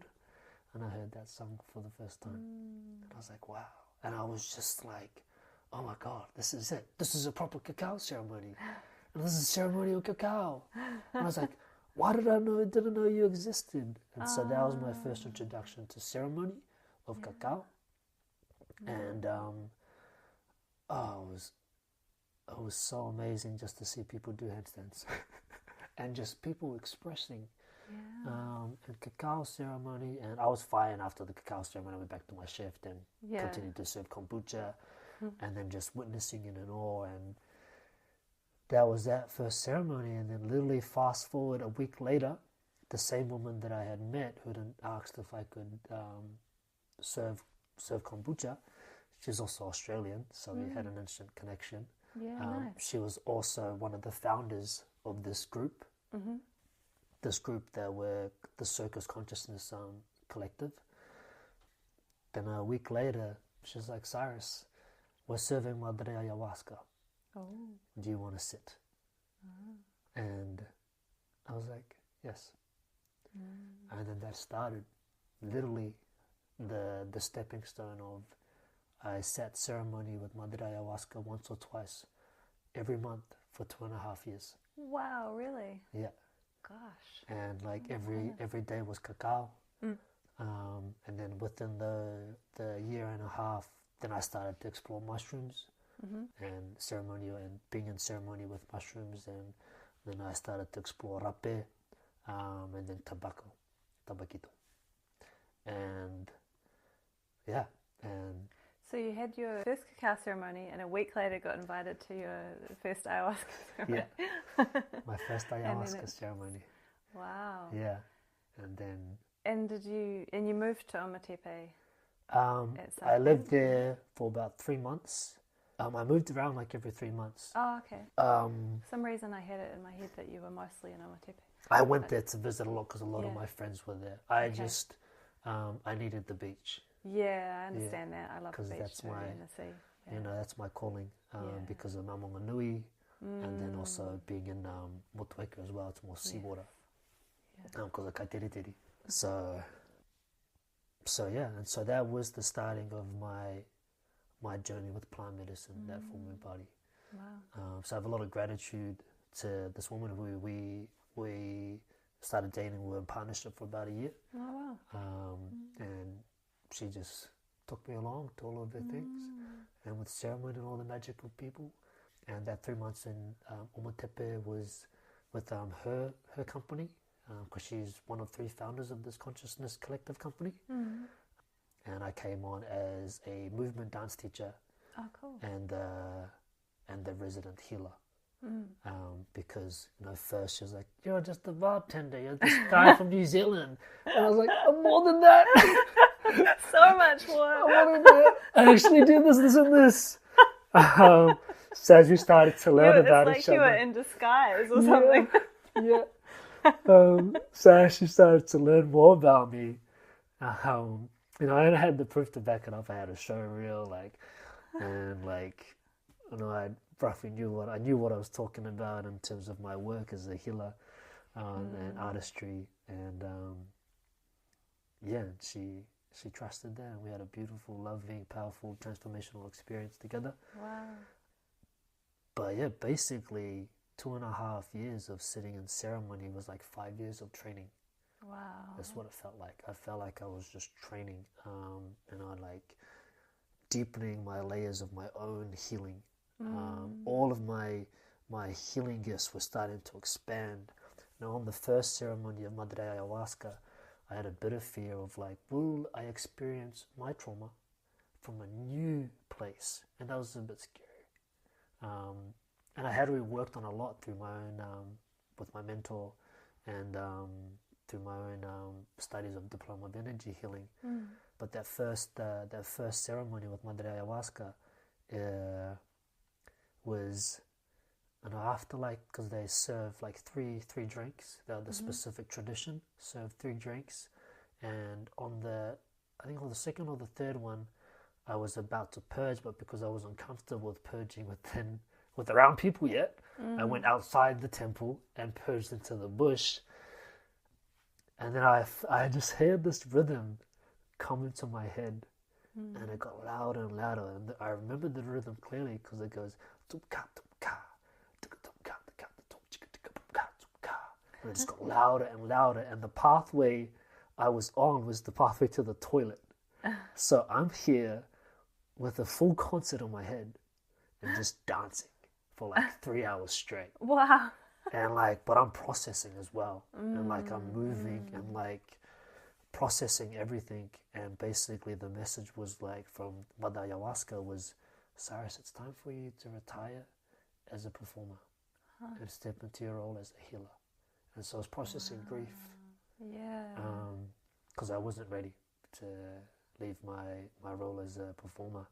And then after like that 3-4 hours, and I was done. I slowly was invited back into the ceremony, and then I just sat in complete silence for like the last 2 hours, and I was really hungry. I remember that because I did a proper dieta and fasting. So yeah, that was the message, and I was like, okay. Oh wow. And then that started that journey of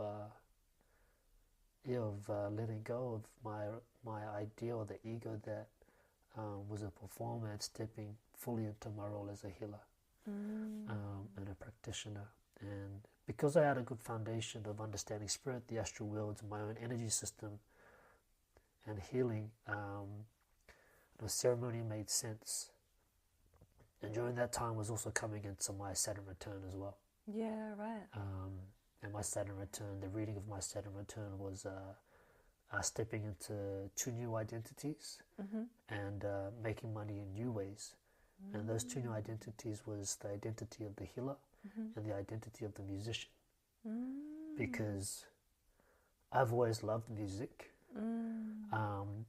but where I am now to where I was before, I could barely play a song and sing, and I could barely sing, but I love singing because I would also still do musical theatre training and really wanted to sing and really wanted to play music and sing. And in Sydney I was also part of a percussion group, but like in ceremony all of my training integrated as a musician. Rhythm started to make more sense. Playing guitar started to make sense. My voice started to release and surrender started to come online more. Is that because you were singing and playing in ceremony partly because of that, and more so partly because a lot of the first parts of my journeys with ceremony was very audible. And audible in the way of like the first part of the journeys was like I would identify it as the earth's hum, like Mother Earth's hum, as I just heard, was constantly had this deep hum in my head, and it was like a but it felt like a heart, beautiful, like resonant hum. And then there was also another frequency that was playing in my head. That's a bit high. I was like so vibration and sound were a big part of my journeys in the first part. And then there were, because in the ceremonies there was some offerings to like share music and song, and I didn't have a guitar with me because I didn't take any instruments with me. Yeah. Because I was only meant to be away for 6 months, so I was also without instruments. Yeah, and then just being around artists and musics and like the frequency of medicine songs felt really known and comfortable to me. Yeah. The medicine songs, and then also the ikaros. The ikaros are the songs of Madre Ayahuasca. Okay. Specific songs, intelligence of vibration and sounds that are sung for the purpose of ceremony with Madre Ayahuasca and are given to us, to the medicine men and women from her. And they're like the vehicle of your journeys with Madre Ayahuasca. But those made sense to me. And the some of the songs like really came in really quickly of remembering them, and I started to naturally hum them and pick them up. And I just fell in love with medicine music, and eventually got my own guitar, which is this guitar actually. Yeah, you have it with you. So I got this guitar as a reward to myself. With facilitating my first men's retreat. This is about like a year and a half later. And then once I had a guitar, I had the space to play in. Then I started to, explore the music. And it's so interesting because people would be like, a year later, because it's kind of the same people that were sitting in ceremony, because we're locked in the country. Yeah. They're like, well, Sarge, you're getting really good at playing percussion. Well, Sarge, you're really good at playing guitar. And I was like, I've always played percussion, I've always played guitar, but I'm just getting a lot better at it, and I also have now my own instruments to play on. And so just everything started to just integrate really quickly. The medicine songs, the flow of ceremony, and each medicine, like specifically rape. Rape, is a plant medicine that is ministered up the nose for the purpose of grounding. Bringing you into the body, and it's made from ceremonial organic tobacco and other plants and herbs. And I integrated that into my work, because on the third ceremony with Madre Ayahuasca, I had my first ego death. Wow, that was crazy. Basically, what you can imagine is me in tears, wailing, crying, screaming for like 6 hours and purging. Goodness. Whoa. And I was the only one in the whole ceremony doing that. And I was trying so hard to be quiet. Oh no. Wow. But I was so grateful I had the space to do that. Yeah. Even though I was trying really hard to be quiet, and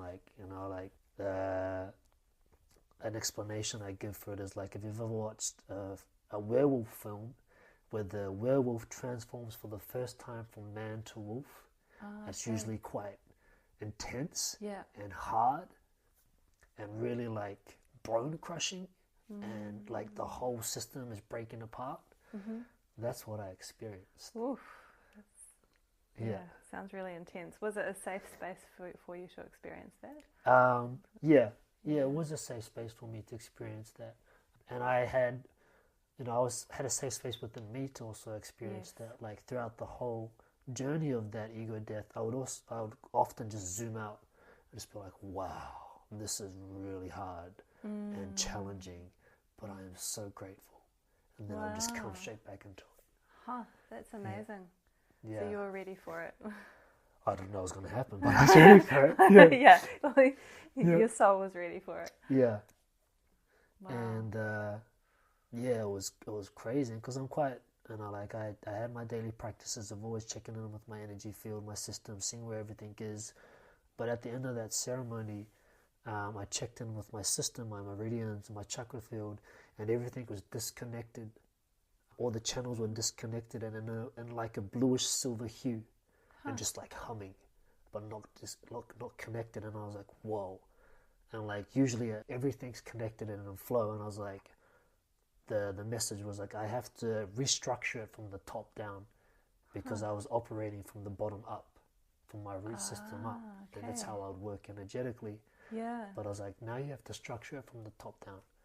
And I was like, this could take days, months, years to integrate this. And I was like, how am I going to, like, I was like, the first time in my life, I was like, that day after the ceremony, I was like, I don't know who I am.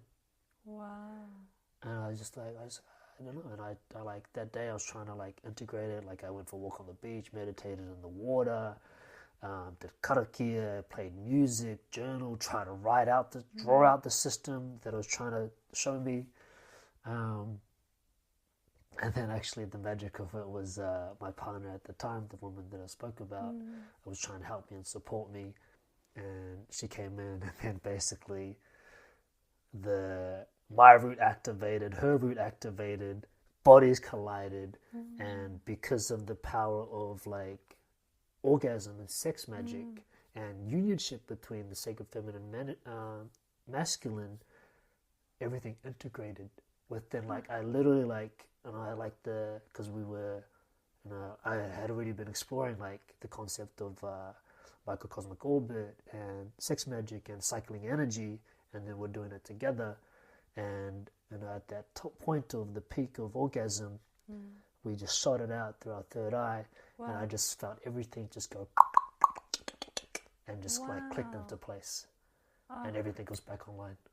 Gosh, that's amazing.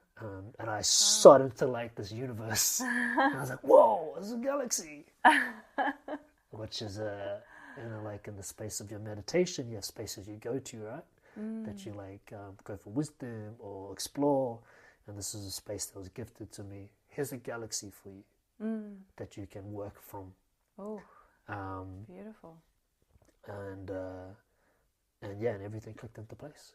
Oh. And then I started working from a new place. And then because of that, I was like, I need new tools to ground in, because I was like very far away. Yeah. And then I was like, I want to work with rape. Okay. And then the gentleman, who's a great friend of mine, who serves that rape as a medicine man, I asked him, can you teach me about rape? Yeah. And then he told me about rape. Oh. He was like, this is how you do it. This is what you can do. This is it. Here you go. And I bought like a self-applicator and rape. And so I started integrating rape into my practice, and it really started to support me to come back into my body. And then like a couple months later, one person asked me, can you serve me rape? And I was like, I've never served rape before. And I was like, oh, your turn now. And then that's it. And I started serving rape. Oh, wow. And I was like, am I allowed to serve rape? And I was like, yeah, cool. And then I went to go grab the shaman's kuripe, which is the applicator for serving people. And I started to serve rape. So that can help with the integration of all the other medicines. Yeah, well, it's a grounding medicine. It's a medicine to bring it into your body. And then the teacher message of tobacco specifically is there's the masculine, the father of protection, of safety, of grounding. And so that's the idea, is that up here brings you into your body and helps you to connect with the physical. Yeah. Oh wow, gosh, quite the incredible experiences. Yeah. I'm curious from what you just shared, like, it seems like it's quite a gift that you were able to have that integration after feeling like all the systems were kind of out of whack, and you thought it might take a really long time to get back into alignment. And have you seen or witnessed or heard of other people, like, I'm just thinking, if you were in that situation and you hadn't had the gift of this woman and the rape, are people kind of left a bit lost sometimes after these experiences? Or totally. Like, what would you suggest in that situation?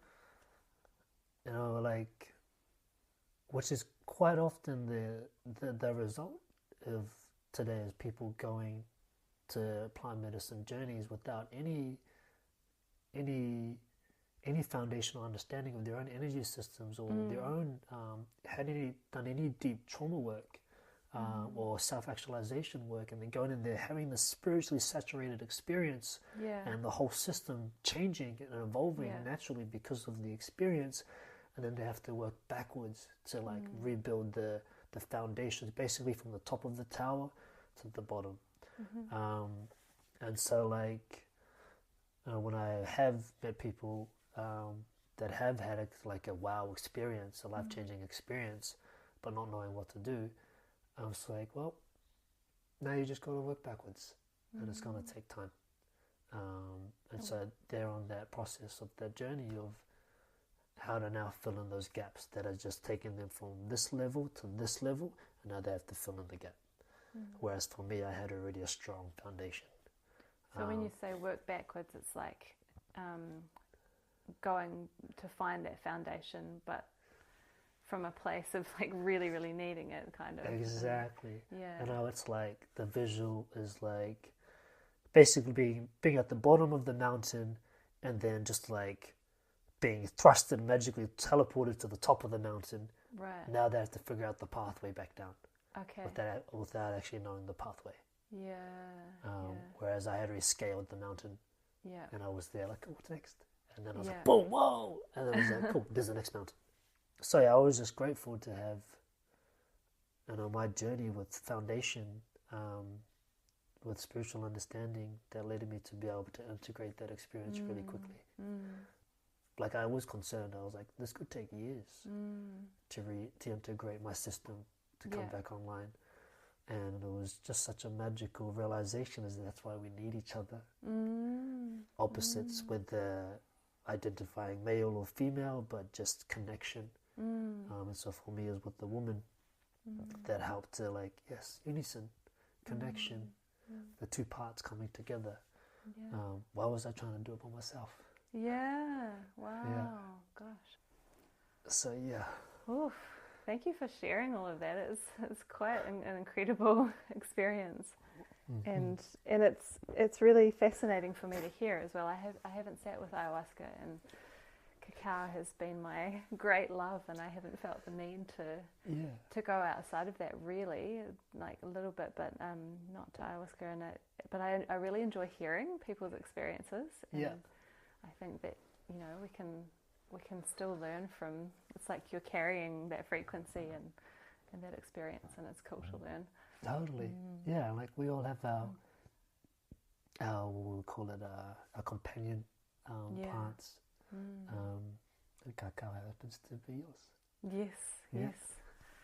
And I want to ask you a few more questions about cacao. Yes. But before we do, I also want to, because you just mentioned rape, so I want to just delve into that a little bit more. Yeah. And I feel like letting people know, because now if people are listening, they've been hearing all of these stories of yours and hearing you speak a lot. Yeah. But I also want to acknowledge that you hold such a beautiful healing space, because I've experienced that with you. And when you are in that space with someone, you're just like so present, and there's such a big peaceful energy. Like I felt that with you, that very first ceremony. And then at Spirit Fest we had a moment too. And like, the space you hold is pretty incredible. And I just wanted to mention that, because I know you hold space for people sometimes to have their own medicine journeys. Yeah. And that first ceremony we had together, you and Kamal brought out the rape, and I had resistance. So I was really, I was like, I'm not sure about this. I'm just here for the cacao, guys. Yeah. And I think you started with it because often that's the way, right? To start a ceremony, to ground yourself with the rape.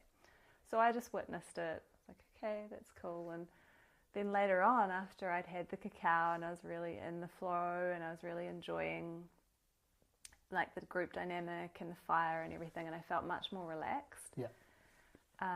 And then there was another round of rape. I was like, okay, I think I'm cool with this now. And you and Kamal both held me in that space so beautifully. It was really awesome, and I feel like you both initiated me, and it was pretty powerful. I don't know if you remember, but I had quite the breakdown. Yeah.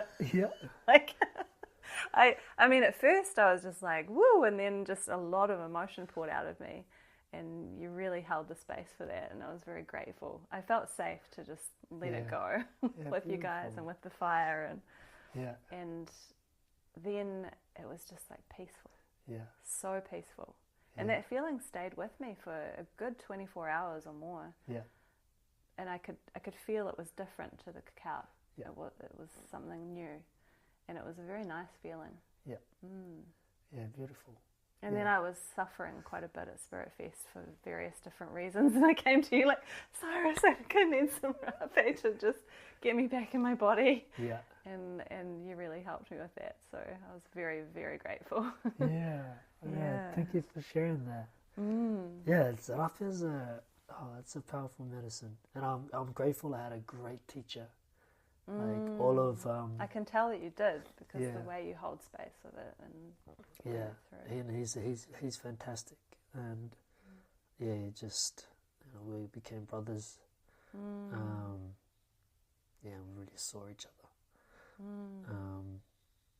But it's because I serve rape often, and quite often it is a first experience for a lot of people here in New Zealand, Aotearoa. Because there are people that serve.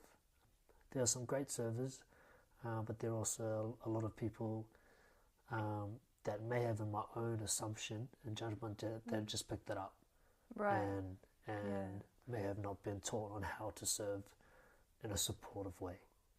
Like I've heard stories of people having like, it was horrible. Oh, it was a horrible I first can time imagine experience. it could be horrible if it wasn't held correctly. And so like a big part of like what I feel is like what I am to share specifically in Aotearoa is the potency and frequency of ceremony. Not just with any plant medicine, but also just the ceremony of life.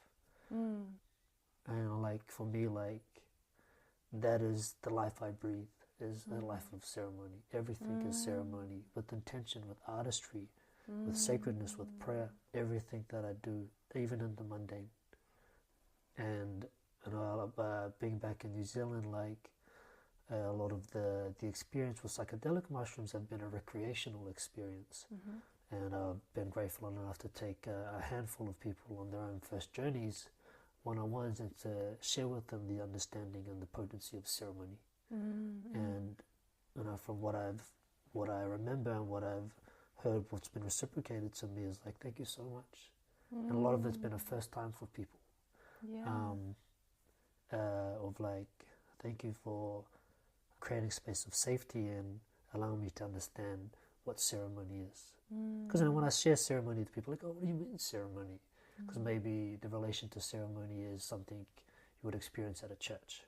And like a lot of our plant medicines, specifically around in our Western world, is in a recreational experience.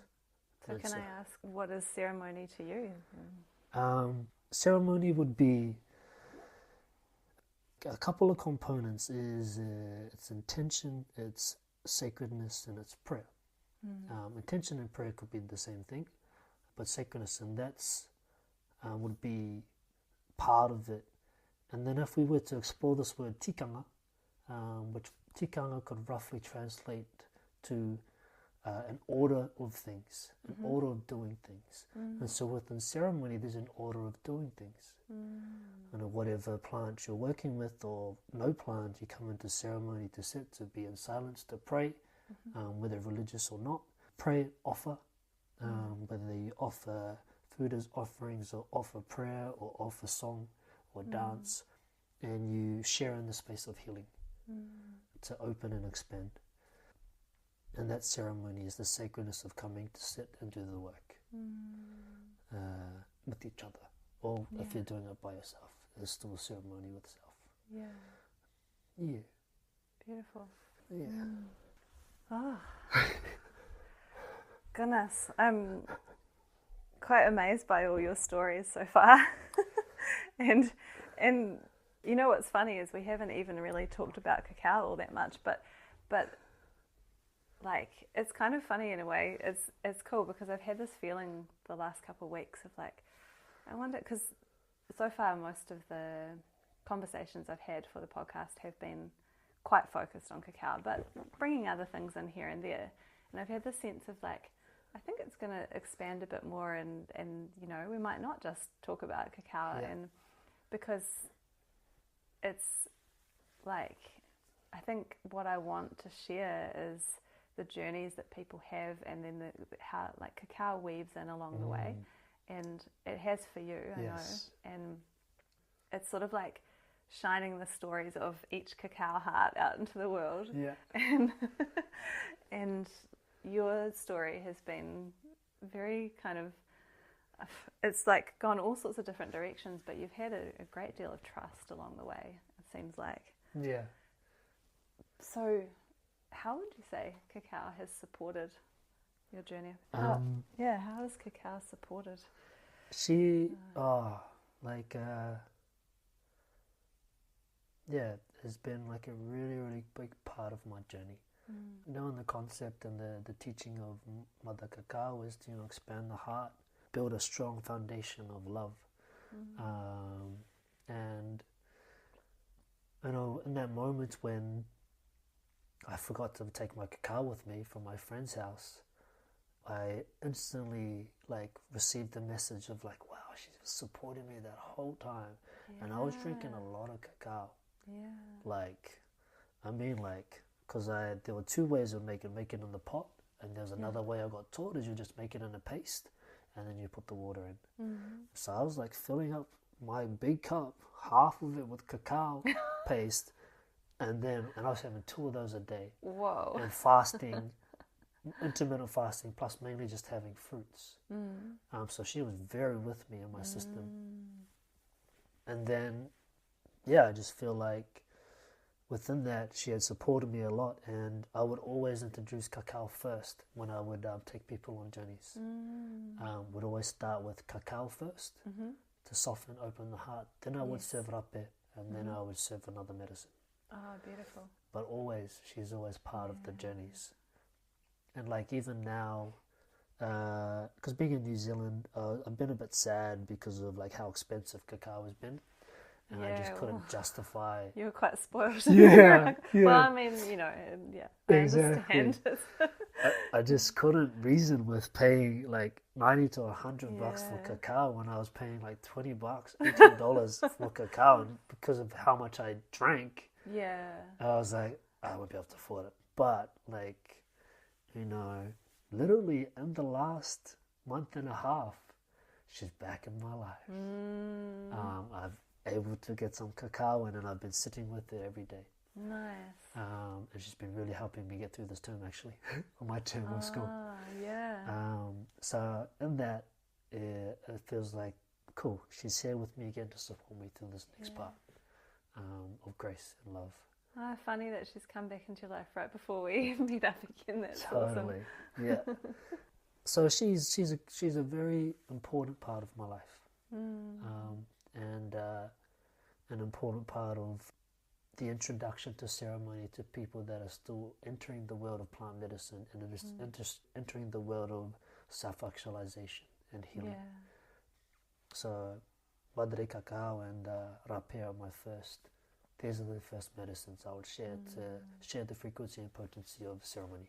So And I remember you saying that you would play with cacao quite a lot when you were in Nicaragua. Like you'd have, like, I think you said at your men's retreats, you'd like be putting it on your skin and your faces and getting really playful. And I thought, oh, that sounds so fun. Because like when I first witnessed these medicines, cacao, rape, tobacco, madre ayahuasca, mushrooms, I found someone who were teachers in it, and then I'd do a workshop with them and understand the history of it and the way they work with it. And so I went to a cacao workshop, and they're like, sure, we can ingest cacao, but also we can put cacao paste on the body and do like a facilitated somatic meditation self-healing practice where we talk to the body parts that we maybe have had a story with of self-consciousness, or just not liking parts of the body. And so I'd facilitate. The facilitation was another person would have the cacao paste and rub it on that part of the body, and the person will receive, and then they'll just also whisper affirmations to that part of the body. So it's a very beautiful, softening, heart-opening way of working with cacao without ingesting. And it's just because like our skin is our largest organ in the body, so it's another way to absorb cacao. Oh my gosh. So, I can feel that in my heart when you're talking about it. It sounds very, like a very intimate, special experience and very healing. Yeah. Wow. Yeah. So that's one of the beautiful exercises that I got to experience and that I share when you have an abundance of cacao. Yeah. Or if you're feeling abundant. Yeah. I don't know if I've heard anyone talk about doing that before. I mean, obviously, it's good for the skin. I know that, and like I've seen people rubbing it on the skin, but not in that way of like, let's heal this part of the body, or let's accept this part of the body. Exactly. And cacao is about love and acceptance. So, I love that. I'm going to give that a go. Do it. Yes. I will. Yes. That sounds really beautiful. Yeah. I mean, maybe not like with a super thick. I don't know. We'll see. Yeah. But like you say, we don't have as much abundance here, but it's coming more and more into New Zealand. Yeah. And, it's good to see. Like in the last few years, it's really flowing in a lot more. Yeah, exactly. And and when it's time to do that, it'll be time to do that. Yes. Yeah. Yes, it will. How are you feeling? Good. It's I always feel quite grateful and to be able to relive the stories that I've got to experience in my lifetime. I say like lifetime, like I've been living for ages, but like I have had lifetimes in a lifetime. Yeah, I've had some pretty amazing experiences. And so to be able to share them again and to relive the emotions and the visuals, and it's always such a big blessing. So thank you for that opportunity to be able to share. You're so welcome. Yeah. Can I ask you a couple more questions Please. about cacao? Yes. Oh gosh, there's actually quite a lot of questions. I feel like we're going to have to do a part 2. Well, we'll try to get through these at maybe a slightly more of a pace, but I mean, we could easily talk for another hour because I wanted to ask you about your men's work. And So much other parts. And then how you, because this is the thing, you're so multidimensional, and then how you like balance the world of performing arts, with the healing arts. Yeah. And right now I know that you're leaning more into the performing arts. So there's a question for you. Yeah. You mentioned earlier that you went through this grief process of being told that you needed to let go of the performing arts, but you've come back around to it. Totally. So I think that's really interesting. Yeah. Yeah. So it was you only needed to let it go to not be so attached to it, maybe, or I don't know. Why was that, do you think? I feel like, I actually haven't been asked this question, nor have I reflected on this question, but in this moment, I feel like I needed that part of me to die so a new part can be birthed, so I can be 100% committed to this role of the healer without having like this lingering of I'm going this way still. So I had to fully immerse myself 100% in the embodiment of the healer for it to flourish and nurture and grow to be to where it needs to be. Yeah. And then, coming back to New Zealand, Aotearoa, I was like, why am I here? And then this also like, the arts industry started to open up again, and vaccines were no longer needed to be part of that. So then that restriction was off, and I was like, oh, can I go back into the industry now? Because basically also part of me retiring as an artist is because of the vaccine mandates. Right. And I was like, that's it. My career is done as a professional performer. Wow. And I'm happy to let that go because of my beliefs around that. I can still perform and maybe not be fully nourished because there's a part of me that loves the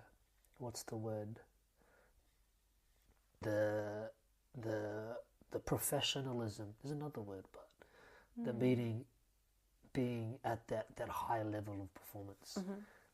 And so coming back to New Zealand, when I was starting to understand, like, why am I here? Like, what's going on? And then, like, can I go back in, and being really confused with the answers of, like, am I just meant to walk the path of the healer, or can I also exist and re-find my way back into the worlds of the arts? Because I don't have a reputation in New Zealand, I would have to start again. And so, like, this was like last year around this time, actually. I was like, what do I do? Yeah. And I was like, okay, because I'm so confused, I'm just going to knock on all the doors. And basically what that looked like was, you know, when I first left high school, at the very start of this podcast, I said I studied for a year. And I was still meant to study a bachelor, then I left to join a dance company. So that same course, which is at Unitec in Auckland, I reached out to them and I'd say, hey, I'm back in New Zealand. Here's a little bit about my story, about what I've kind of shared with you a little bit, and a little bit about my history as an artist in Sydney. And I just said, can I come and train again and finish off my bachelor? And luckily the director of the school now was a teacher from my 1 year of training. It's like, oh, Cyrus, I remember you. Oh, cool. So then I was like, cool. It's like, yes, come to the audition. So I went to the audition day. And in that interview, they're like, Cyrus, why do you want to come back to school? Like, you have such an amazing CV.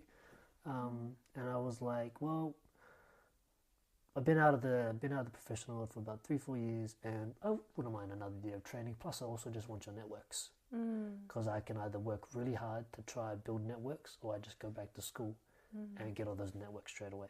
Yeah. At the same point, I was like, do I need another year of training in dance, or can I also explore the school that I've known about for a long time, that I thought about training at prior to COVID? And so I auditioned for them as well. Okay. And basically I said to the dance school, like, if I get a scholarship, I'm going to the acting school. Yeah. I didn't get the full scholarship, but I got offered a partial scholarship. Okay. Which paid for like 70% of the program. Oh, wow. So it was a significant amount, because I told them, I was like, oh no, I can't join. Maybe I have to join next year or the year after, but I just can't afford it. They're like, no, wait, we might have another, donation. Okay. And so they offered that to me. Oh, and fantastic. I was like, I can pay the rest of that. Yeah. This is the great part. This is the great part. So I'm like, is this the right path? Am I allowed to exist and have it all? Have everything that I want? The world of the healing arts and the world of the performing arts. And our first day of school, like, first I got offered the scholarship. Cool, that was a bit of a sign. Great. I was still a little bit skeptical. And the first day of school, we met all of the teacher faculty and the board members, plus we got assigned our mentors, because a mentor would mentor 2 people out of the course, and it's 18 students. When we were introducing ourselves, the prompt was, introduce yourself, where you're from and what you got up to in the summer. And one of the teachers said, I was in Peru for the summer. And she didn't say much after that. Yeah. And I was like, interesting. And then I find out later that she was my mentor. And then I just exchanged numbers, because she's my mentor through the year. She's also the only mentor out of all of that group that works between Sydney and New Zealand. And I messaged her after, and I was like, hey, thank you for being my mentor. It's really nice to meet you. Question, did you go to Peru to sit with plant medicine? And she's like, yes, I did. And I was like, interesting, because I work within that field, and this is also what I do. And I was like, that was my last confirmation of sign. Wow. Then I'm like, cool. I feel like I have that blessing to also explore the world of the arts and have both of those worlds. It feels like such a strong sign from spirit. Like, you're in the right place, Cyrus. So strong, right? Out of every single person there. And I was like, crazy. She's the only one that works between Sydney, because ideally I would like to also reignite my connections back in Sydney and go back and forward between here and New Zealand, working as an artist and a healer. Yeah. And I was like, great. I'm here for it. Thanks. Amazing. Wow. And do you feel like you can bring your healing work into the performing arts world and maybe vice versa somehow? Totally. Yeah? You know, like the world of acting is, at its core, it's humaning. And, you know, and within characters, like we're accessing the truth of their emotions. But you can only access the depth of the character's emotions based upon how deep you access your own emotions. At least this is my understanding. And so the first term, there was a lot of breath work, a lot of coming into the body. Wow. And throughout that process, I was witnessing in my own observation of people like, whoa, coming into their bodies and starting to maybe meet parts of themselves that they may have just ignored and buried, and were like, wow, I didn't realize, you know, the reflection quite often was, wow, I didn't realize it was going to be such a personal experience. And like for me, like I ventured to all of those places, so I was just in so much joy, and also learning different ways on how to like facilitate things. And so, yes, the world of acting intersects very closely. There's a saying that goes that the artists and the healers, both one and the same, will be the saviors of the world. Because the artists are also healers. Because art can also be a revolution, an expression of the internal reality. And to experience and to share art from a space of truth is also to know yourself and to meet the parts of yourself. So a lot of art is shared from a space of pain, shared from a space of inspiration and love. And so, you know, I'm watching all these people in my class just coming home to themselves because of what they have to do if they want to be an actor. Because they have to meet themselves more so they can meet the character more. So they intersect. They beautifully weave. And like a lot of our teachers are just like, a lot of it's breath meditation, embodiment, grounding. And I'm like, cool.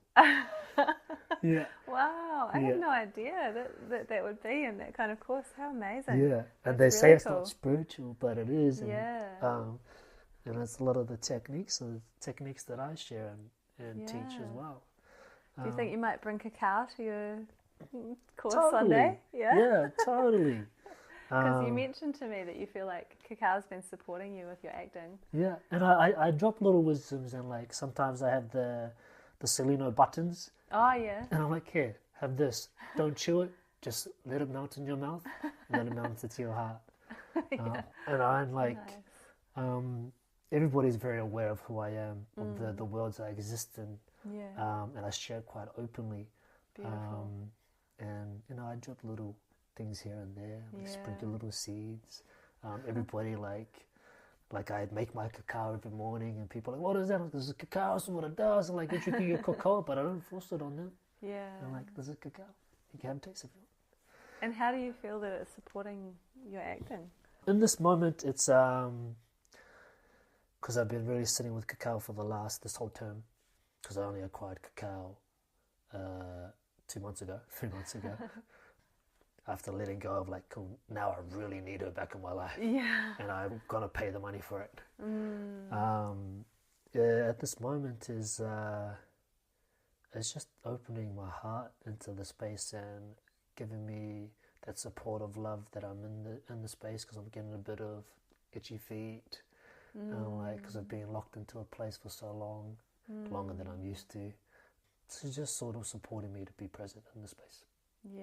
Beautiful.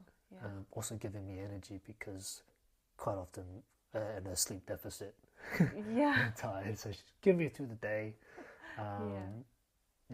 So really supported me in this moment. So on that note, I have a couple of questions that I'd like to ask everyone I talk to about cacao. Lovely. One of them is, do you think that cacao can or is changing the world? Yes, and always has been. Ever since the realization of her gifts and her teachings. You know, one of our biggest histories, one of our biggest supporters in our human history since 5,000 years ago.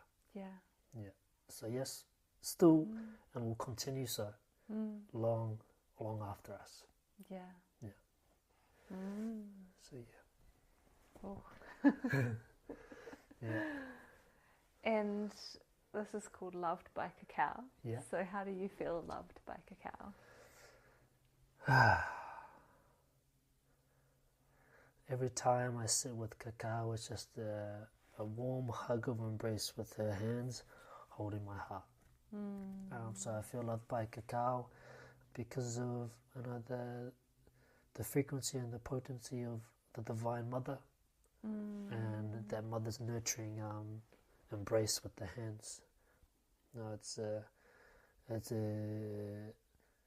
just that embrace, the softness of a mother's hand, and just imagine that hold my heart.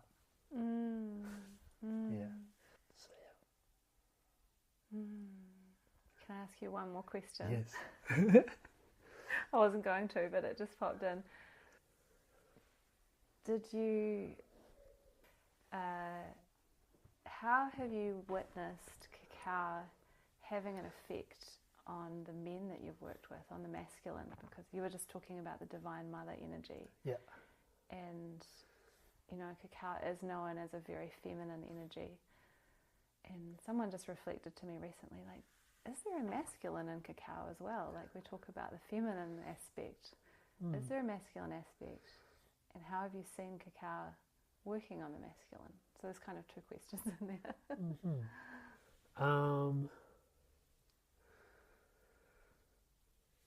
I guess, like, in my own perspective, there is the masculine counterpart that has allowed the fruit to grow, for the pods to be birthed. So yes and no, but it's also part of it.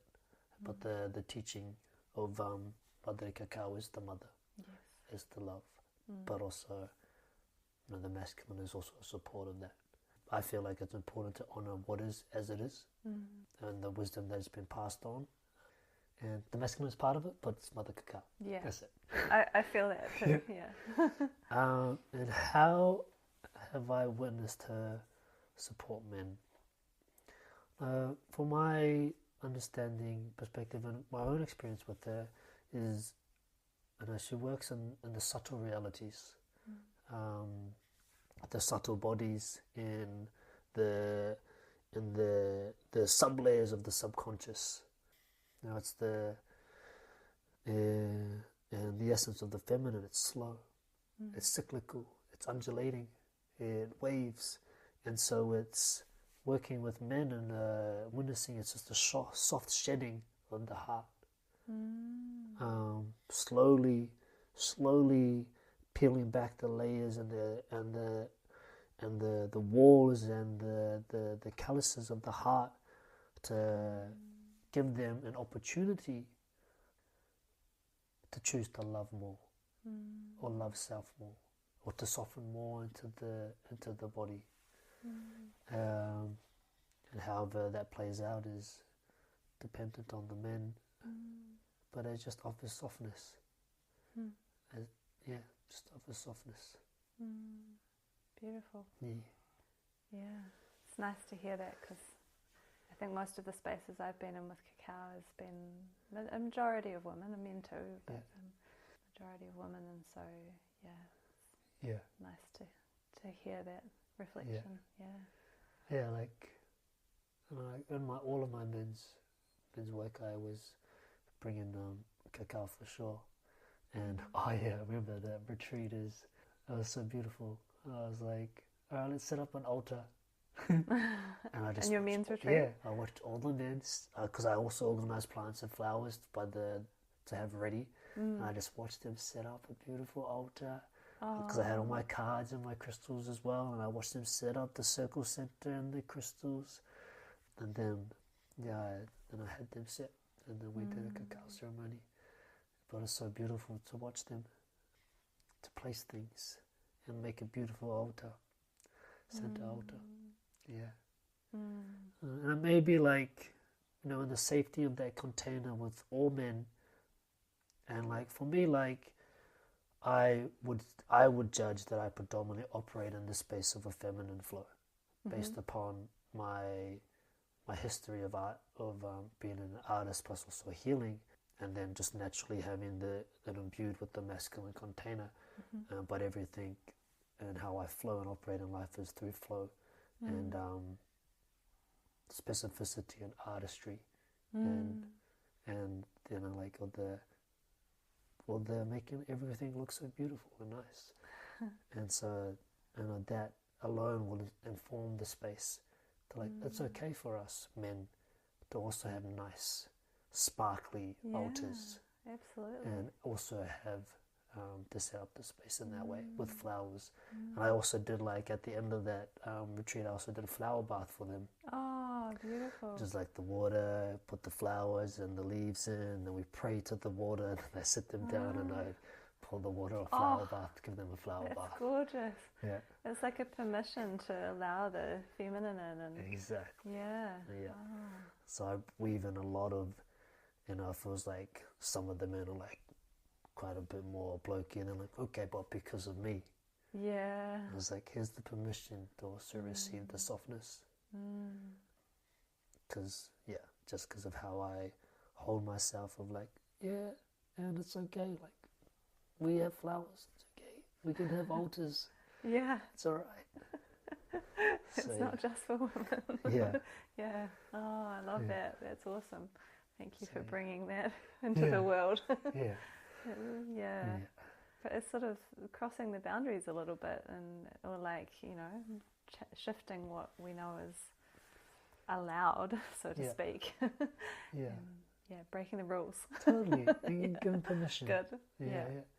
I was like, I imagine in the women's circles of giving women the permission to scream and yell and slap their chest and their thighs and be a bit more physically aggressive, safely, and not be the pretty girl and sit and can't shed those emotions. They're not girly. Yeah. So it's I love a flower bath, but it's good to rage it out sometimes too. Exactly. Yeah. So Oh my goodness! Wow, we've touched on so many different things, but I'm feeling grateful because I think we've touched on everything I wanted to. I still feel like we could probably talk for another hour, but but I think we've actually managed to touch on each aspect. Yeah, multidimensional weaving. Yeah, I'm still hoping you might share a song if you feel up for it. If we haven't gone on for too long. No. If you feel to. I do. All right, we get to have a taste of a medicine song from Cyrus. So yes, what song wants to be shared? Your special guitar, is this the one you got in Nicaragua? Yes, this is the one I got in Nicaragua. His nombre is Maria. Her name is Maria. Hola, Maria. Yeah, and obviously, as you can see, but podcasters can't see, she's adorned with all these beautiful memories of special people. Bracelets and trinkets and pretty things, These are kids that I taught from Nicaragua. I taught music and dance. These are my nieces and nephews. This is lovers and friends. Wow, that's a lovely way of keeping those things on the guitar. Yeah. Keep them. Plus also I get to play with them. And sing and share music with them every time. Oh, beautiful. Yeah.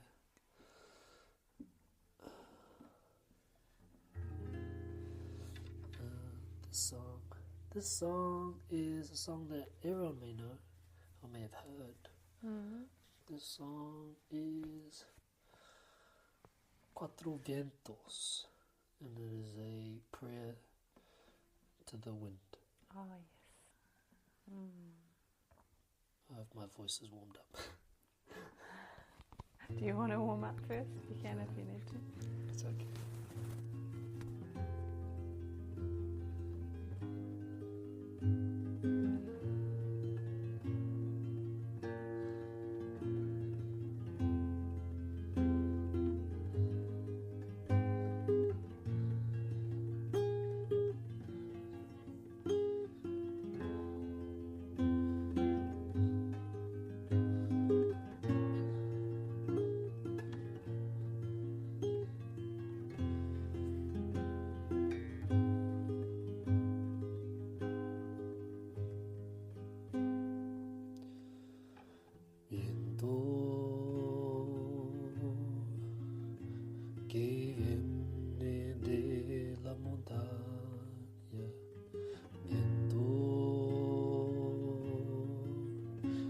tráenos la claridad, viento que viene de la montaña, viento, tráenos la claridad.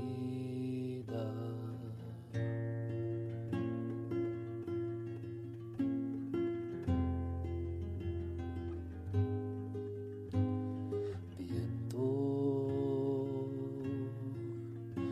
que viene de la mar, viento, tráenos la libertad, viento que viene de la mar, viento,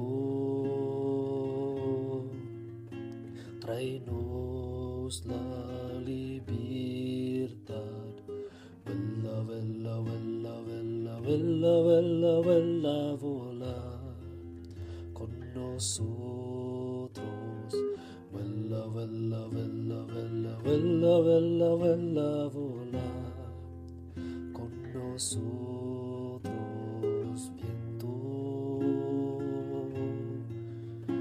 que viene del desierto, viento, traemos el silencio, viento que viene del desierto, viento, traemos el silencio. Vuela, vuela, vuela, vuela, vuela, vuela, vuela, volar con nosotros. Vuela, vuela, vuela, vuela, vuela, vuela, vuela, volar con nosotros. Viento que viene de la selva, viento, tráenos la memoria, viento, tráenos la memoria.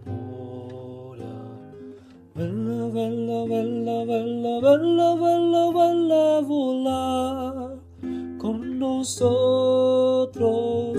Vuela, vuela, vuela, vuela, vuela, vuela, vuela, volar con nosotros. Vuela, vuela, vuela, vuela, vuela, vuela, vuela, volar con nosotros. Vuela, vuela, vuela, vuela, vuela, vuela, vuela, volar con nosotros. Viento,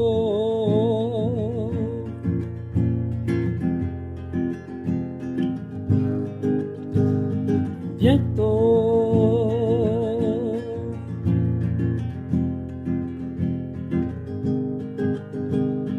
viento,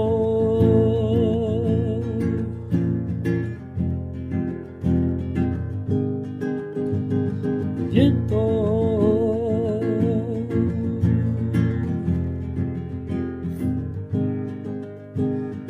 vuela, vuela, vuela, vuela, vuela, vuela, vuela, volar con nosotros.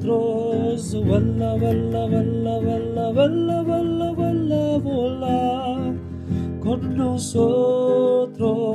Vuela, vuela, vuela, vuela, vuela, vuela, vuela, volar con nosotros. Vuela, vuela, vuela, vuela, vuela, vuela, vuela, volar con nosotros. Viento,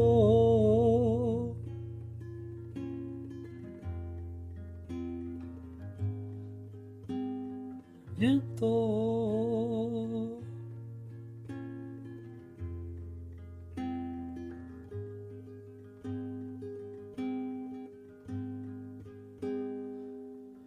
viento.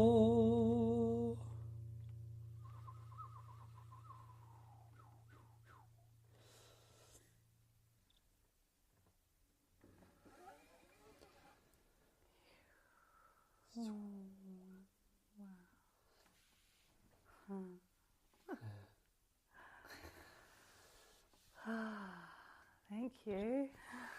No worries. That's so beautiful. Oh, dropped me right in. And it's a real gift for me to hear that song because it speaks to me a lot from my time in Guatemala. A lot of people were singing that. Yeah. Yeah. Yeah, it's a good song. Gorgeous. You gifted us with some beauty. Thank you. My pleasure. Is there anything else that you'd like to share before we close up? I often ask people to share if there's any messages that might come through from Mama Cacao, but with you I feel like, just in general, if there's something you'd like to let people know about their journey on this path.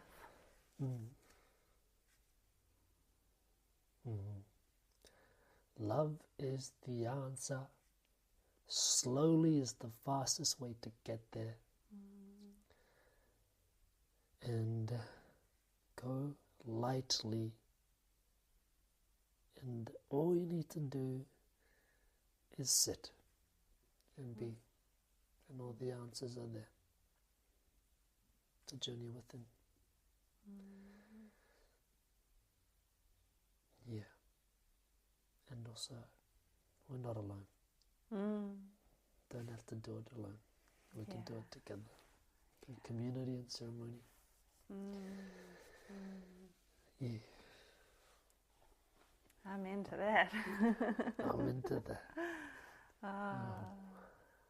Cyrus, thank you so much for sharing so generously your amazing journey that you've been on and that you're still on, and I'm excited to see where you go. I feel like you're going to do some pretty cool things in the world of the arts and healing. It's just going to keep evolving.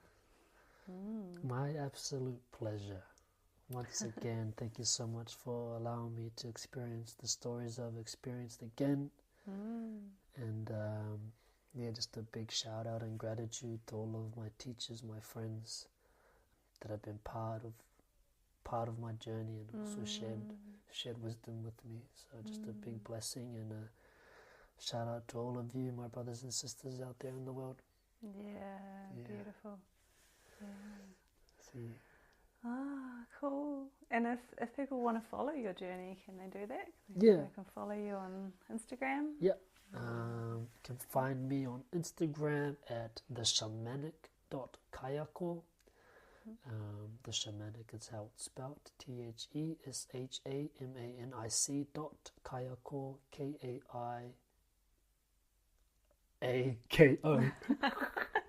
I can put it in the show notes. I'm pretty active on socials, and I also have a website. You can also go to my website, www.ngamanuwayfinders.com. Nga is Nga, Manu, MANU, wayfinders.com. Yeah, and anybody who gets to sit with you in ceremony will be blessed, and I hope that we get to witness some of your acting in the future too. Oh yeah. I'm acting right now. Yeah, sure. Oh, cool. Wow. Many blessings. Many blessings. And thank you for this very generous conversation. And thank you for hosting. You're amazing. You're welcome. All right. I think we're done. Thank you for opening your heart here and listening today. Please subscribe to keep getting episodes in Apple, Spotify, or YouTube. And please share this podcast with your cacao loving friends. You can follow us on Instagram at Loved by Cacao. Please take care of your heart and may you feel loved.